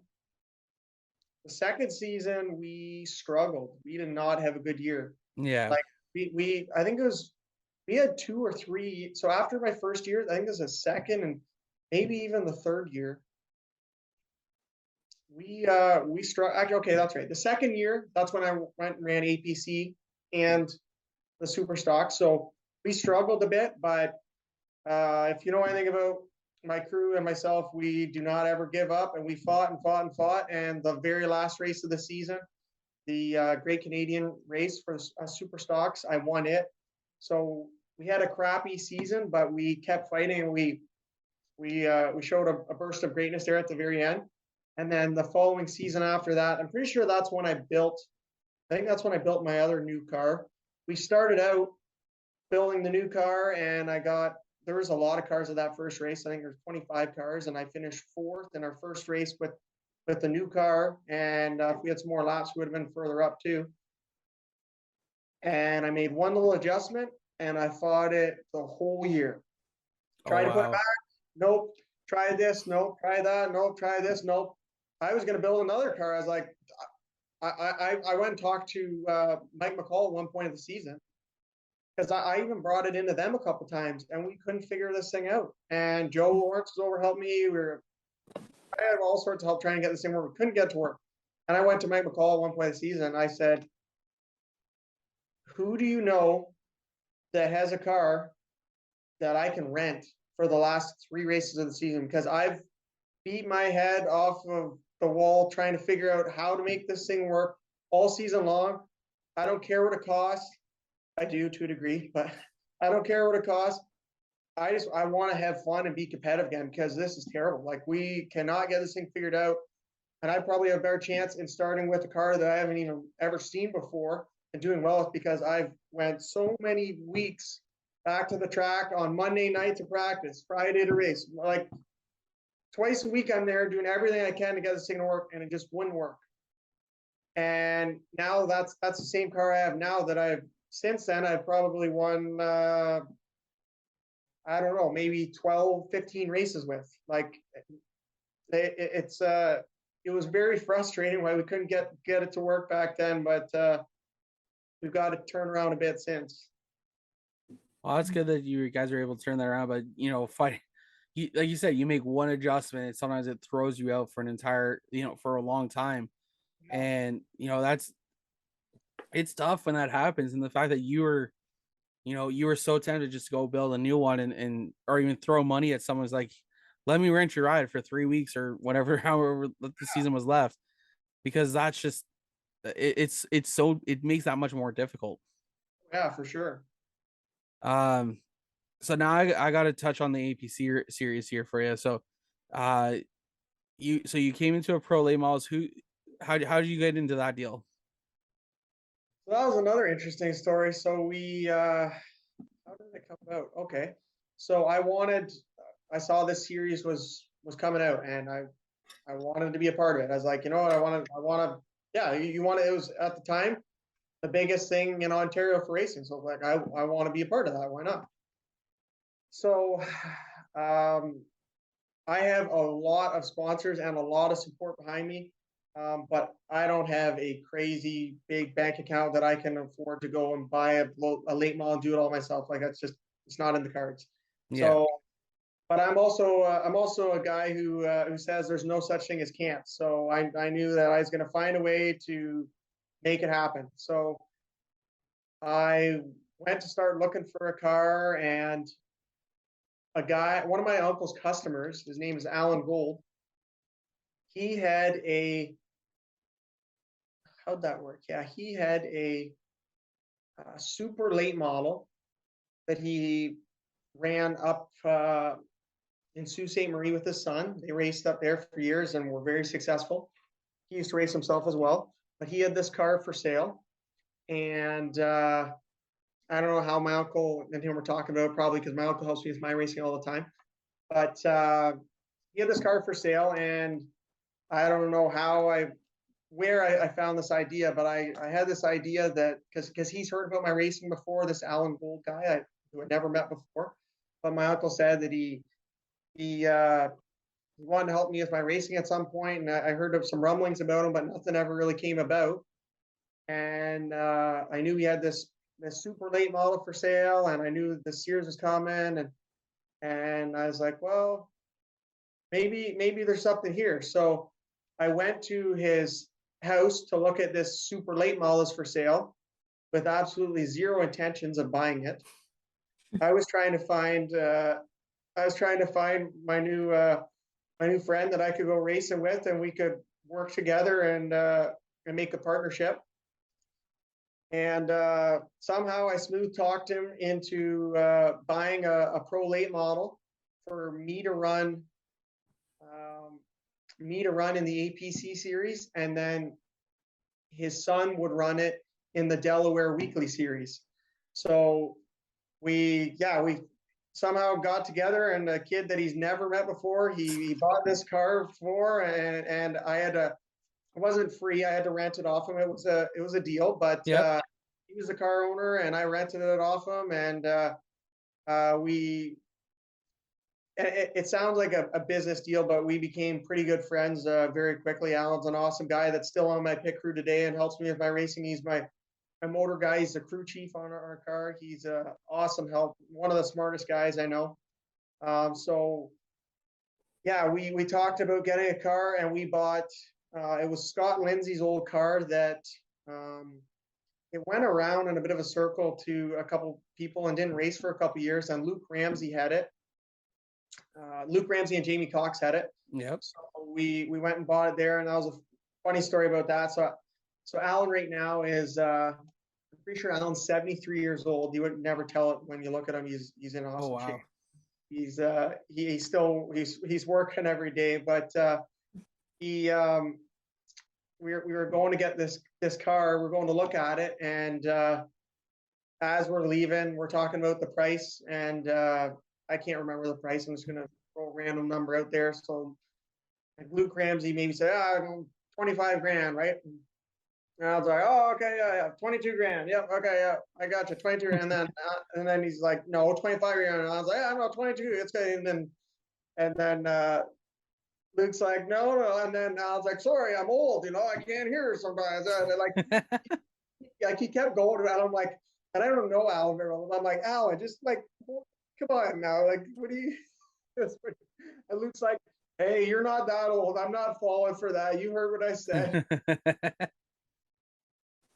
So yeah, so that's how we got the car, and then we worked a bit with Mike McCall on going in there, doing a setup, getting things in, and then we had to find a crew and a crew chief. So Stephen Richmond, he used to race at Delaware for years. I don't know if I ever met Stephen Richmond before this either. I might not have even met Stephen before this, but I knew he's a smart guy. He went to school for race car engineering, and he might have even won the Alan Kulwicki scholarship for award. I can't remember, but wow. Very smart guy, very knowledgeable with race cars. And so I kind of called him. I said, hey, I'm putting this deal together.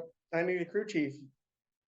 What do I got to pay you to come be my crew chief and teach me and show me and learn stuff? So we found him and put that together. And then my mom, my stepdad, and his friend, and my friend now too, Kyle Cahoon, came on board, and we kind of put together a team. And we didn't have the best year. We had some good races and some not so good races. So we started, the first race of the year was at Sunset Speedway, and we went there to go test. And Mark Dilly was manager of the track back then. Yep. So he said, all right, let's, I said, hey, I want to go test, but I want you to be there. I want you to teach me. You know this track. You're a great race car driver. You got experience. Can you rent the track to me and give me some pointers? So we went out there and tested, and he's like, well, just go shake it down, go run some laps, shake it down, and we'll see. I'll talk after that. I just want to see what you got. Okay. So I went out there and do laps, and then I pull off the track, and he looks at Alan Gold. He's like, where'd you find this guy? He's like, so if he runs those laps next Saturday, he's going to lap the field. And I'm like, what? I'm like, what do you mean? He's like, man, like those lap times you're running, like you got this thing figured out. And I'm like, oh, okay.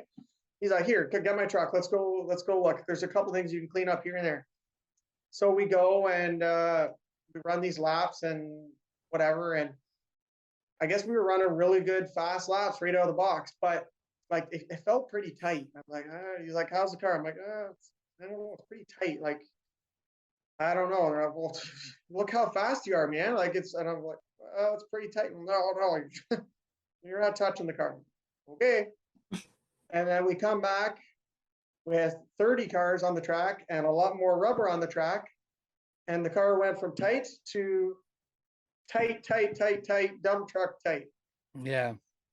Which we fought all day and struggled and couldn't get the thing to turn and were terrible, and we didn't even make the race.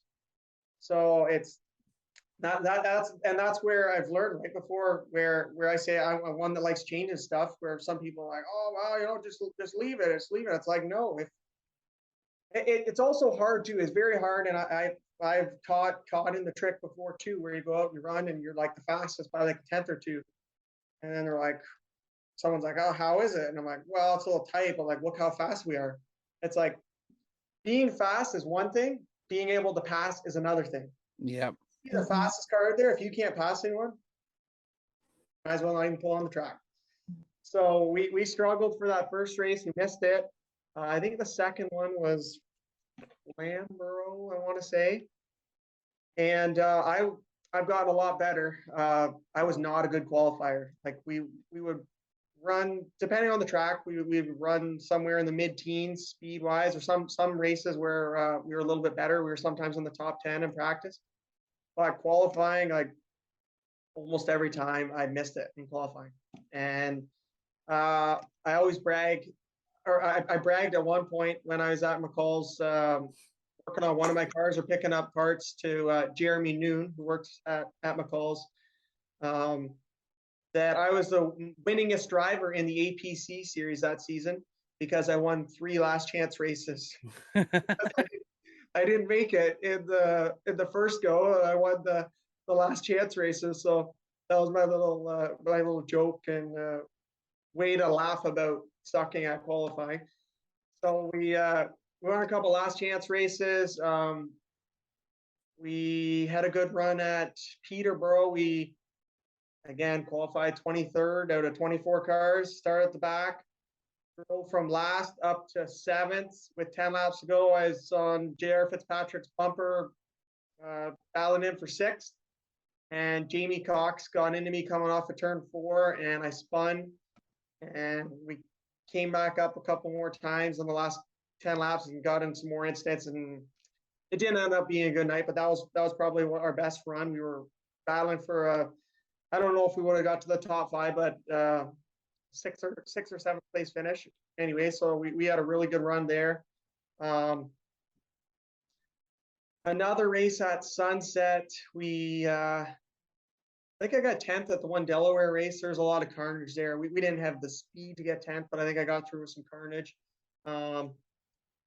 Other race at Sunset, the second one of the year.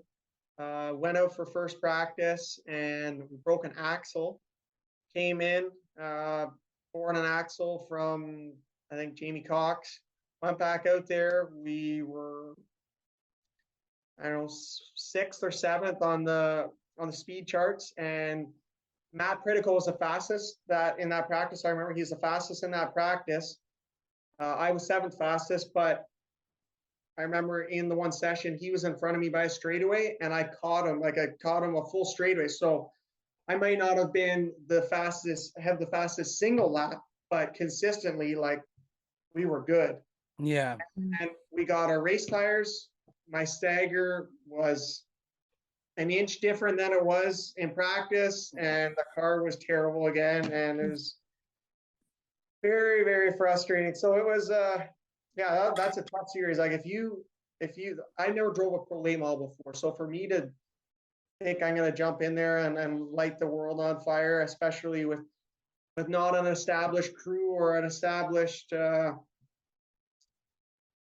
routine, like that's a big part of it. I talk about notes, like it's not just notes, it's routine. It's about working together. It's about understanding what the driver's saying, what your crew's seeing, how it all, like it's you don't walk in. It's like I don't know what a good example is. Like, it's not like you can grab a bunch of different players and put them together and think that they're going to beat like the Soviet Union back in the day when they had all those, like, when you gel together, it makes so much of a difference. So to think you're gonna come in there a rookie, not have any experience with any of your crew, I didn't even know some of these guys before, like a couple months before we started going. So to jump in there and think you're gonna do that, you're absolutely wrong. There is a lot of good race car drivers and teams with a lot of experience, a lot of teams that gel, that work really well together there. So all things considered, we had an okay year. It wasn't what I wanted because, like I said, I want to win every time I go out there. But it was definitely a good learning year. I learned a lot. I had a lot of fun. That's good. You're right. That APC series is it's got to be one of the toughest series around. Like, Oh, yeah. even in the super stocks now, like it's got to be one of the toughest Big time series to be able to get into and run consistently. Yep. And to see, like, I try to watch as much as I can. Sometimes, like, you know, I got two boys, I got family, like sometimes Sure. that stuff gets in the way, but it's hard to find the time to sit down and watch it. But whenever I get a chance to go back and rewatch it, I'm just like, one person that always stands out is actually yourself. Thank you.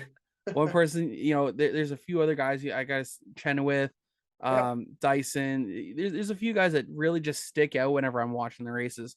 And for like again, one of those moments for me that sticks out for you, or like one of those moments that I think of when I think of you, is Flamborough last year. Yep. I think you guys were only there for the one race at Flamborough. Yep. But that's the one that really sticks out to me because if I remember correctly, you had an incident in practice. Yep. And correct me if I'm wrong. You guys had to go back to London to grab stuff and then come back and fix it? No, so this story goes back to Friday night. So we raced Friday night at Delaware. Yeah. And it even goes back a week before that. So we raced, was it? Okay, that's right. So 2 weeks before that, we raced at Delaware. We just finished getting the car. Okay, it goes back even farther. Holy heck, start season.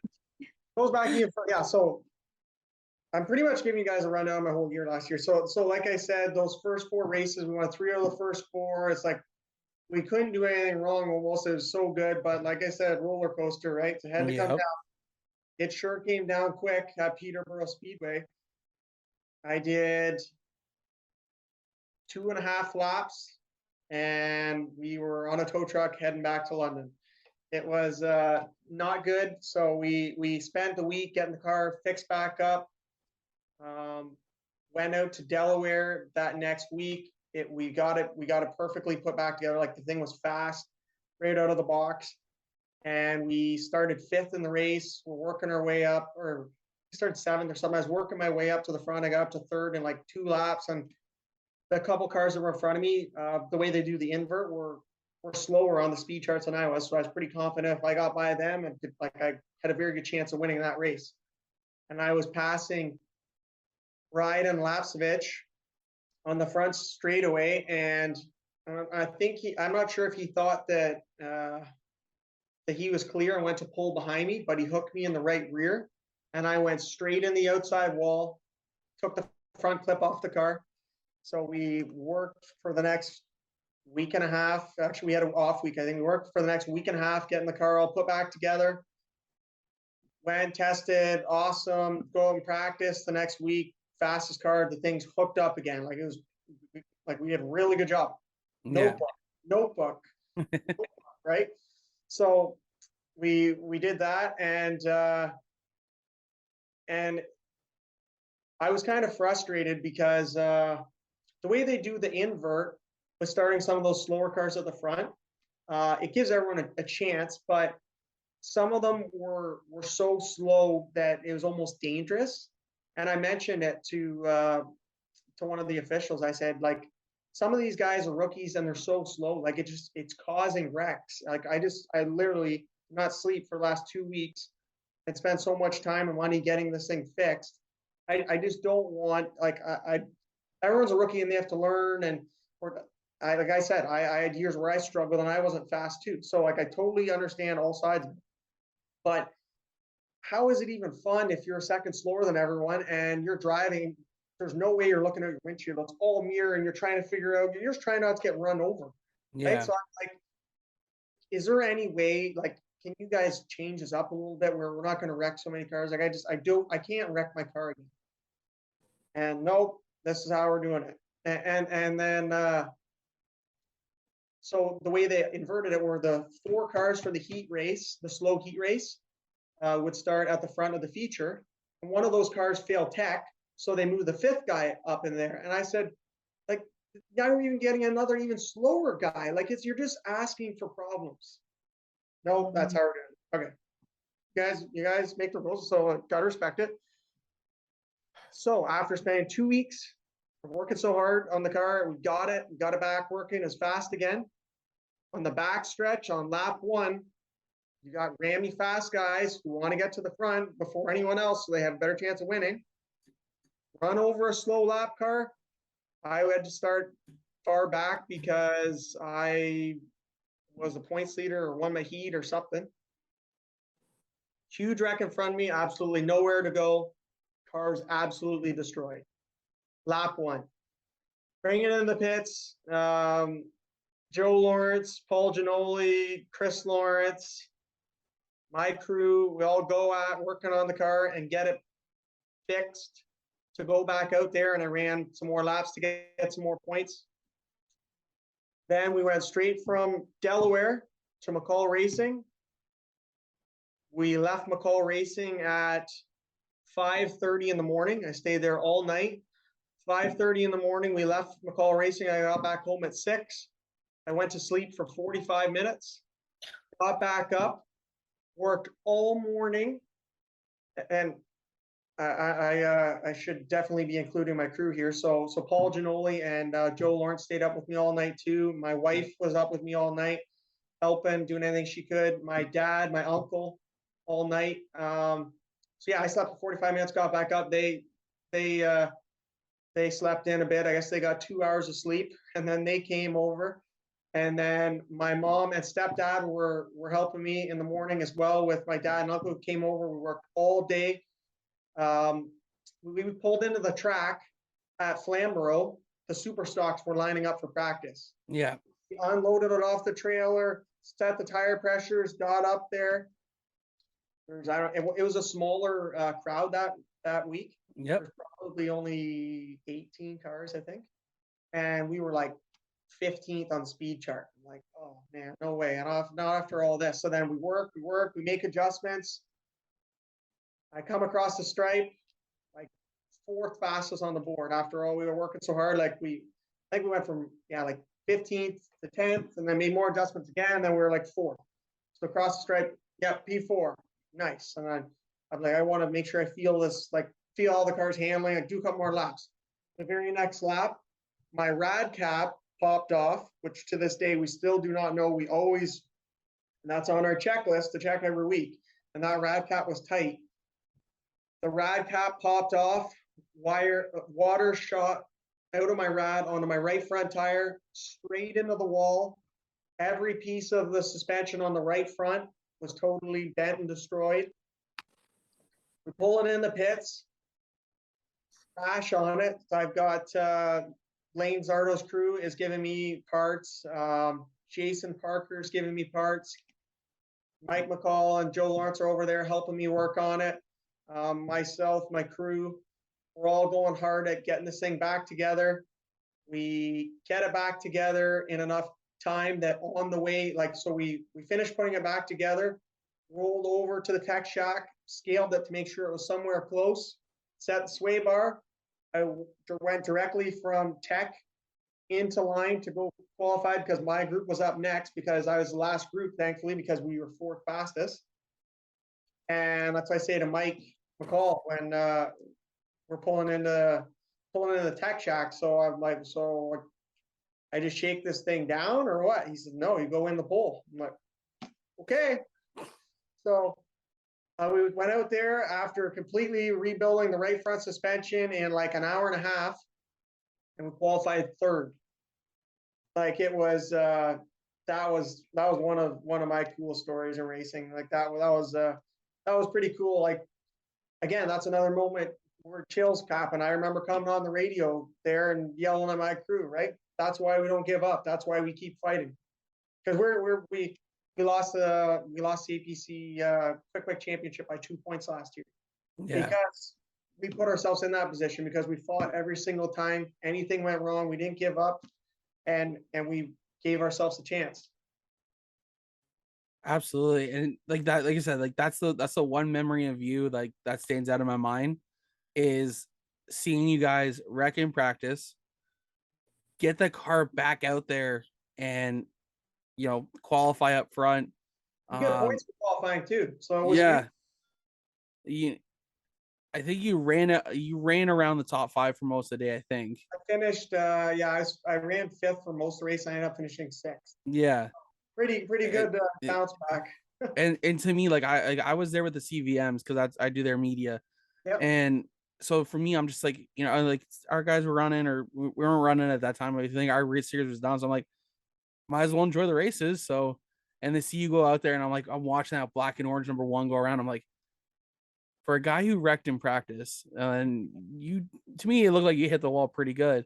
I'm like, what a bounce back. Like that's a storyline right there that like, I was really hoping Adam Ross and Clinton and Dale were all talking about last year, because to me that's a storyline of, you're right, never giving up and never quitting on your team. Well, that's like I'm pretty good buddies with Lane Zardo, and he was kind of upset when he won the championship there at Delaware last year that he didn't get a chance for a longer interview, because that's what he said. He said, I was going to say in that interview, like, this whole season was about not giving up. He said at the start of the season at Delaware, I blew my engine up and we fought back all year and we ended up winning. He's like, same with you. He's like, you won the first race at Delaware and then you wrecked on lap 2 at Peterborough, and then you wrecked in practice and came back. He's like there's just no quit in you guys, and there's no quit in us, and that's why and that's why the two of us were battling for that championship, because there's no quit and you can't have any quit or ever let off the gas in those series, because they're just that competitive. And even for him to say that and document that really really makes you feel good about yourself. Absolutely. We're gonna jump over to our fan question period quickly. Sure. As you saw earlier on social media, we put out there that you were coming on the show, and we got a couple questions for you, and Megan's gonna deliver the questions here. Megan, Okay. You ready? I think you sent me is only showing one. Is there more than that? No, I think it's just the one. Okay. I think that I'll go double check real quick, but you can start going off with the first one. Okay. So William, I'm guessing this is Instagram. William Yeah. _Trillium said, "What's your favorite track to race at?"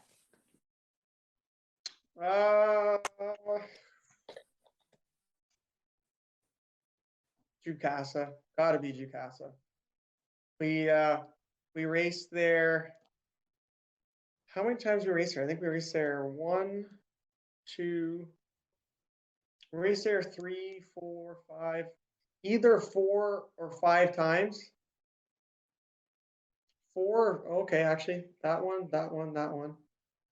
It's actually 5 or 6 times. and we won twice and finished third in the other one. So we had some great success there. It is awesome. There's so much grip, so wide. It's so much fun side by side racing. You're going so fast. I love that place. That is one of the coolest tracks like in Ontario, in my opinion. I always say, oh, sorry, Megan, go ahead. Oh no, I was just gonna. I'm hoping it opens again. I drive by it every day on my way to work, and I'm just like, oh yeah, come on. I'm sure you're not the only one. Yeah, no, it's an awesome place. Like just so much fun side by side racing. I remember seeing the first pictures. Like I don't know why I relate it to Homestead, Miami so much, but when I see the walls and I see the lights and whatever, like I'm like, this place looks like it's Homestead. Like it looks like a NASCAR. Like this is amazing, right? And then to go race there and to have a couple wins there, and like my one win there was once again battling with Lane Zardo. We ran the last 10 laps side by side, door to door, and I beat him on the high side. So my dad's been involved with my racing since I moved up to Delaware in the bigger stuff. And every race he's seen at Delaware, you're going to the bottom, you're going to the bottom. Everyone wants the bottom. So there's a restart there with 10 laps to go. And I chose the top. And my dad's like, what is this guy doing? Like, this guy's been catching. He's why is he giving on the bottom? Like, and I took the top and we ran 10 laps side by side. I don't think we touched barely, and we beat him on the top. And to be able to, like, very rarely do you do that at a lot of these tracks because they're mainly bottom feeder tracks. So to have that option to run that second lane there and be able to run so fast with the speed up there, like, so much fun. I love that place. We need another Canadian short track nationals. Oh yeah. Big time.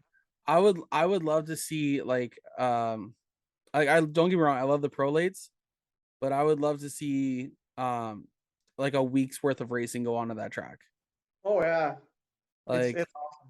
Kind of like what Delaware is doing at the end of September there for we got the Quick Wig series finishing up Friday night. We got the APC series going Saturday, the Pinty's race going Sunday. I'm like, that is, I said it last week, I'm like, those are gonna be the 3 best days of racing in all of Ontario. Oh, it's like the good old days. Like, so one of my sponsors and actually car owner, Wendy Carter, we were talking the other day. So Steve and Wendy Carter are the car owners for us, and we were talking about camping. There's the shootout, the 70th anniversary shootout on Labor Day weekend at Delaware, and they were talking about camping for that. I said, well, camping's free and it's going to be an awesome race, whatever, but if you want to camp, like the big weekend is the 23rd, 24th, 25th, right? And then there's a concert on the Thursday night. Yeah. And I said to Wendy, it's just like the good old days when me and my best friend Brad, when me and Brad were 8 years old, giving 16-year-old girls rides on the golf cart up top because everyone camped down low, and we would give them rides up top and think we're the coolest guys ever. Or we would get people who don't want to walk there with their cooler. We get them to pay us $5 and give them rides up top, and that was like that campground was full. Like, there's trailers all around everywhere. It was full, party central. Everyone's going around to these different groups and different parties, and it was crazy. And there is absolutely no way that it's not going to be sold out on September 22nd, 23rd, 24th. That is going to be nuts. There is not going to be an empty seat in that house all weekend. It's awesome. And if it wasn't for the fact the CVMs were running their final points night that night, I was going to try and talk the girlfriend into earlier in the year. That's the weekend we're camping. Like we're going that weekend, because that would have been so cool to go and watch all 3 series. Oh yeah, that's going to be an awesome weekend. I'm not sure yet if as much as I want to be there for the Saturday and Sunday, I'm not sure if I will with this race season. I have 16 races this year, being as busy as it has been. I'm also In the background, I built a new shop at my house, and I'm totally renovating the house, and it's been on hold for a long time. So my wife has been waiting very, very, very patiently. So I feel like when that last checkered flag comes out, she's gonna strap my tool belt back on me and kind of lock me in until I get everything finished here. So hopefully, hopefully we'll go, because she always mentions that she loves watching my race, absolutely loves it, is so involved in it. But she's like, we don't ever get to watch races with each other. Like, she's like, I see you are racing, but I want to watch a race with you. Like, I want you to tell me what you're seeing and all that sort of thing. So she might maybe fall for it and let us go to the race, and I can show her what's up, or I might be here working. So we'll see what happens. Well, if she listens to the show, she might go with going to the track. So because now that you put it out there, that she's like, Yeah, there you go. I'm a blackmail nerd. It's all good. All right. Well, I didn't go into our finishing of the questions there, though. That's our fan question period. Make sure you guys tune in every Sunday to make sure who our guest will be, and make sure you guys get your questions ready and find out Sundays who our guest will be for the week. Yeah, we're gonna get you out of here in a couple minutes here, Trevor. So, if there's anyone you want to thank, your sponsors, family, now's the time to do it. Yeah, for sure. No, I've got a very big list of sponsors that, like I said, if I didn't have all these sponsors, there's no way I'd make it to the track. So I'll just start rhyming them off. Inventory Express Lubricants, Carter Trucking, Fix Auto Collision, London Northwest, Wilds Printing, Lux Homes, Design Build and Ahmed Wakas, DK Equipment, London Car Zone, MGV Concrete, Minuteman Printing Press, Mark Kennedy Trucking, Hodgins Custom Service, Outback Tire Shack, CEL Electric, Mr. Transmission on Exeter Road in London, The Twisted Hook, GNL Automotive, Hallmark Memorial, Dave Collver Auto Care, Novus Glass, London Northwest, Melrose Garage, 24-hour Culver Towing, and Donley's Cafe, Tap House, and Pizzeria in Lucan.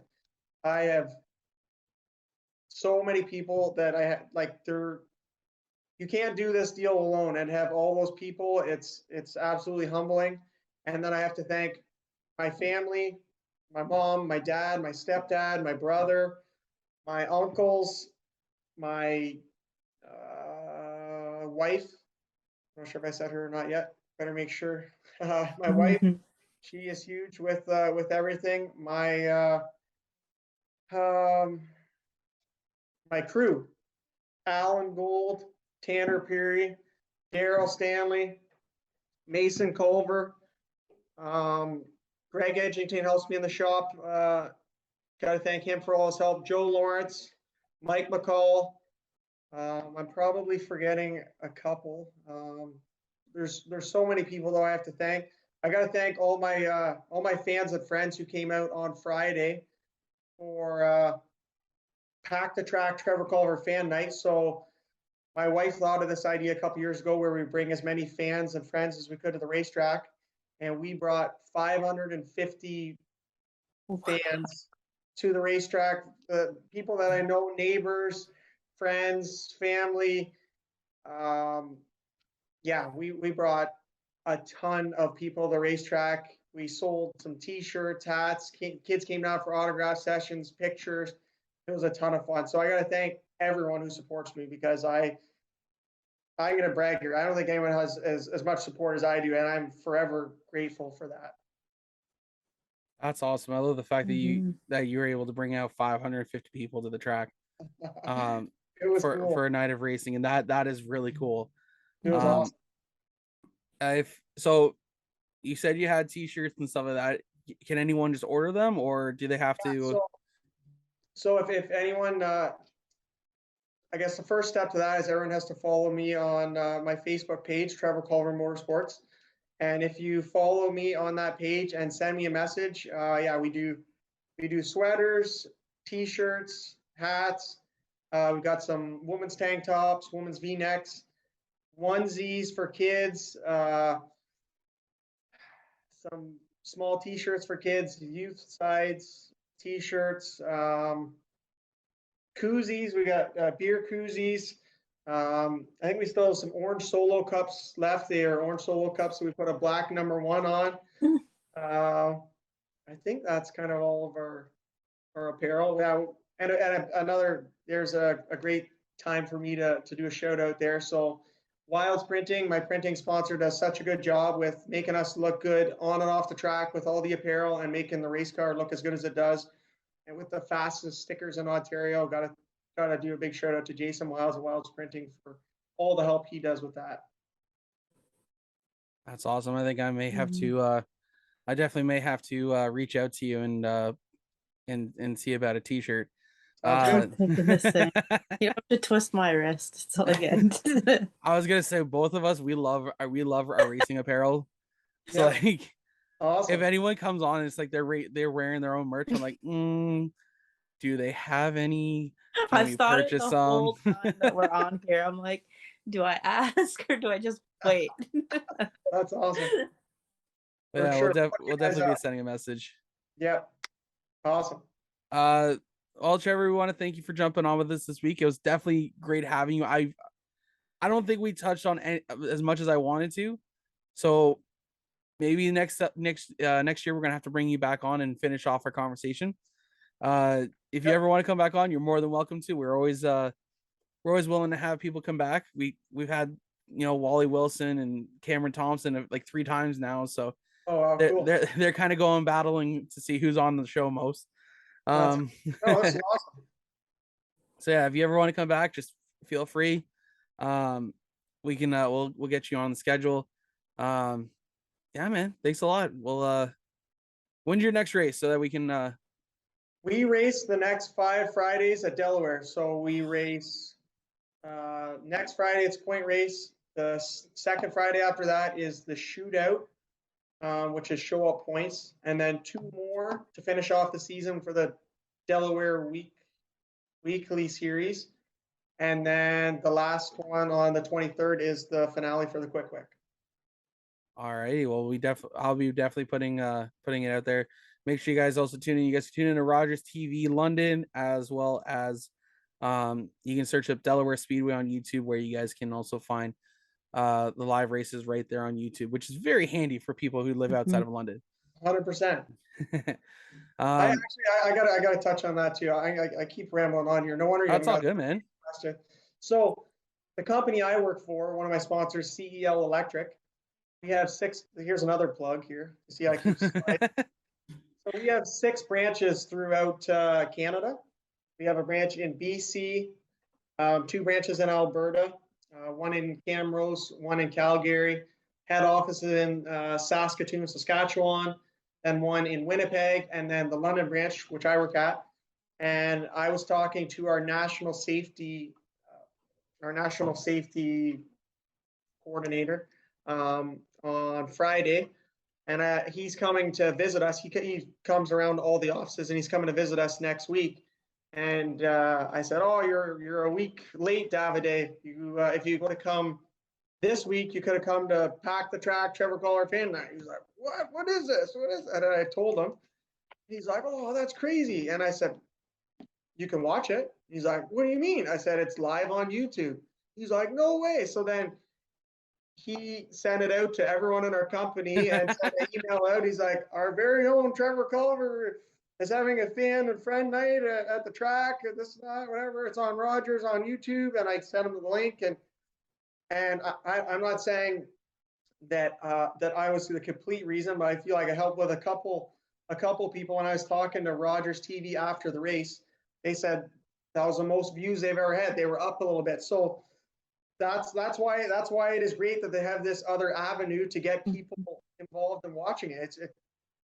If you're gone away and you're not within the Rogers viewing area, you could be watching it in Calgary, you could be watching it in Mexico, you could be watching it anywhere, right? So that's why Rogers and Delaware are geniuses. They're doing an awesome job.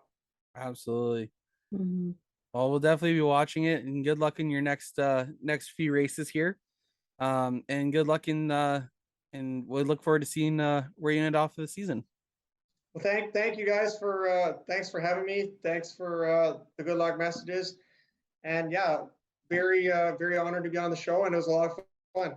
Awesome. Glad you had fun. We'll catch you later. Okay. Okay, thanks, guys. All right. Bye now. Yeah. All right, guys. That was Trevor Collver, the driver, the number one down there in the Superstock division of Delaware Speedway.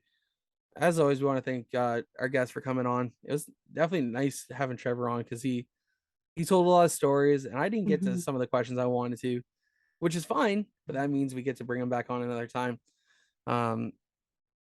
Hopefully next year, and we'll see what happens. And we wish him all the best in the rest of the 2022 season. Next week on the show, we talked about it earlier.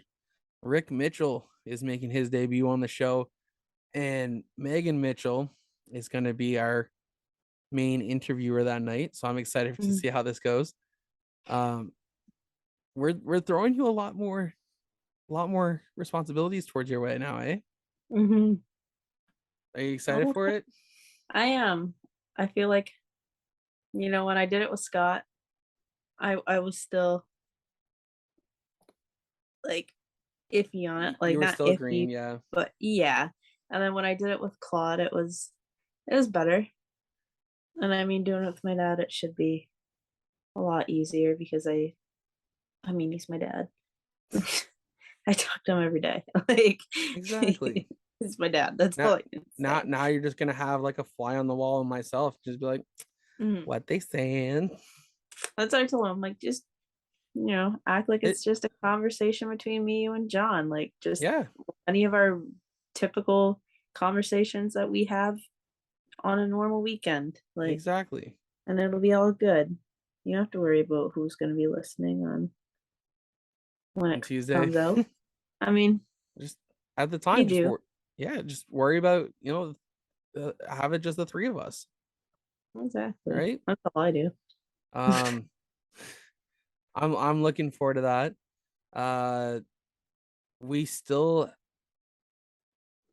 We only got a couple weeks left in the season. I'm kind of getting like upset about that. Mm-hmm. We got 2 races left in the CVM schedule. We got 2 races left up at Sauble. We got the APC three technically, because we got APC next weekend. Then we got the double header with the Boss of the Beach concluding the season on September 4th. Man, what else we got? 2 races with the CVMs. We got, and once after I'm going to say Frosttoberfest because we guaranteed it's going to be after Autumn Colors. I'm calling it now. Frosttoberfest is going to just finish after Autumn Colors. Yeah. Then we're done. Like, I'm done doing the write-ups and posts and it's weird. It's weird to think, like, it just feels like the other day, like the season started. It does. It's flew by. It has. And next year I got to talk to you more because I want you to play a bigger role in Joe Media next year. And I know you're going to be busy with racing. I know that. And I would like it if you come work with us too. Yeah. We're going to hopefully expand a little bit, and I really want to try to grow this thing and see where we go. And that's the big thing right now is I want to see where we end up. I kind of hope we end up with the studio, it's bigger than this room that I'm in right now, and have a table and the guests come in, and this is just the beginning, really. So. Exactly. I'm having a lot of fun doing this, and we're 72 episodes in. I'm gonna be honest, I never thought I was gonna make 20 in. I'm gonna be honest, I'm so hard on myself. I feel that. And the fact that we even made it to 20 episodes, even to 50 episodes, and now we're at 72, I'm like, we've come a long way. And this is just we're just getting started. I threw out there on Facebook last week there about what our off season, what the podcasting schedule is going to look like, and I think Megan might be a little upset that that I was thinking of stopping for the winter. I get so bored. I think we're gonna move to an every other weekend schedule. I think that'd be cool. I mean, there's a lot of drivers too that they just need some sort of racing fix, and yeah, not that there's a lot that you can talk about over the off season, but like, but it's great to catch up. And I mean, with drivers and mhm. you know, it's great to still catch up with them and talk to them and find out what they have been up to. Yeah, Because if we haven't seen them since, you know, for 2 months, what have they been up to? mm-hmm. Oh, that's weird. All of a sudden I had like a mustache, like hair in my mouth. I'm like, I don't know how that ended up there. Like, that was a bad time for you to drink a water there. I was waiting for that to come right back at the screen.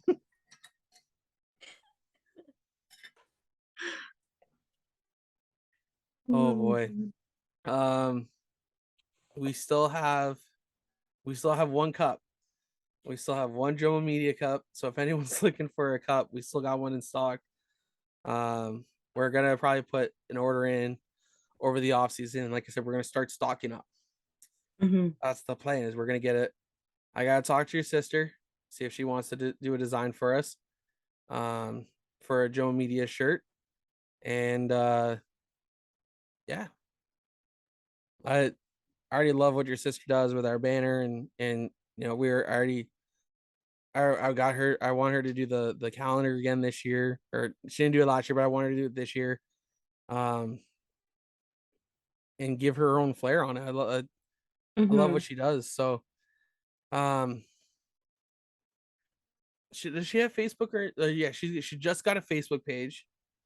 I had to make it for her because I knew she wouldn't do it anytime soon, so I made it, and I'm like, I'm making you a, I don't know what they call it, host or something, Yeah, giving her control of the page. I'm like, here's your page. Get going. I feel that because I felt bad because my buddy who did the video for the CVMs for the Wow One Day Painting, Mhm. he's like I feel bad because I feel like I had to make a page now to have guys come to me for editing. And I'm sorry, dude. I'm like, if I knew that, I would have just taken it out. And I said, hey, my buddy Brandon made this up for me. Yeah, And he's like, oh, it's all good. It's like it kind of helped me kickstart it. I'm like, all right. exactly. But like I said, he's already got some more work coming his way. He knows this. So Mhm. this offseason I'm gonna put his ass to work. But again, like I'm wanting to expand. I want to bring, like I gotta talk to Rachel. I want to do better posts for next year. I'm gonna suffer the way we've been doing it for this year, but next year it's gonna look different. Mhm. And this off season, I'm gonna sit down, really go through some things, and pray and hope that we can work our asses off and get where we want to go.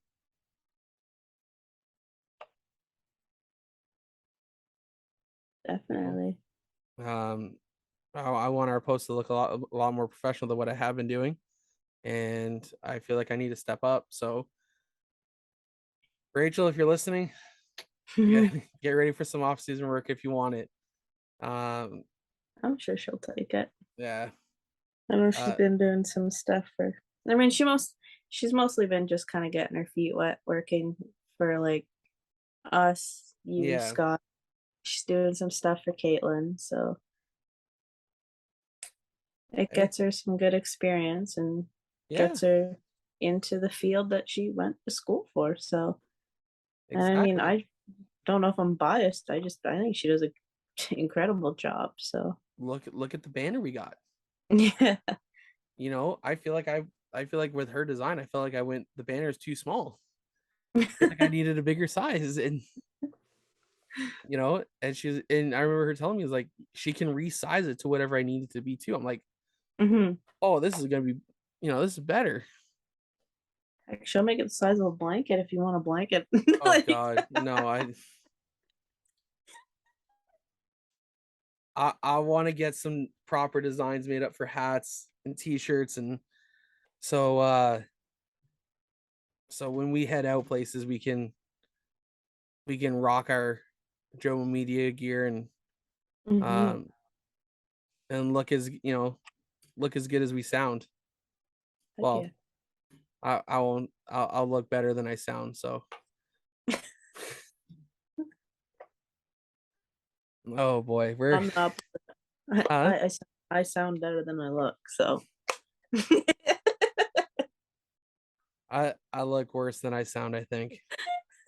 But oh boy. Next weekend I am taking the weekend off from racing. I will be in Niagara Falls for the day next Saturday. Hanging out with Jacqueline and some of her friends. You're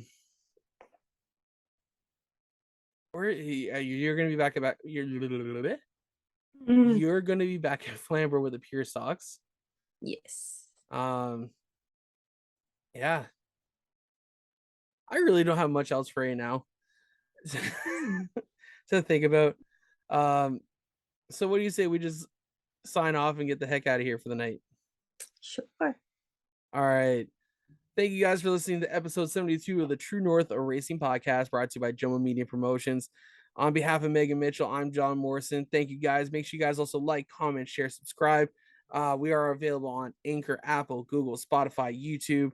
Follow us on Facebook, Instagram, and Twitter to see where you guys are going to be able to catch us.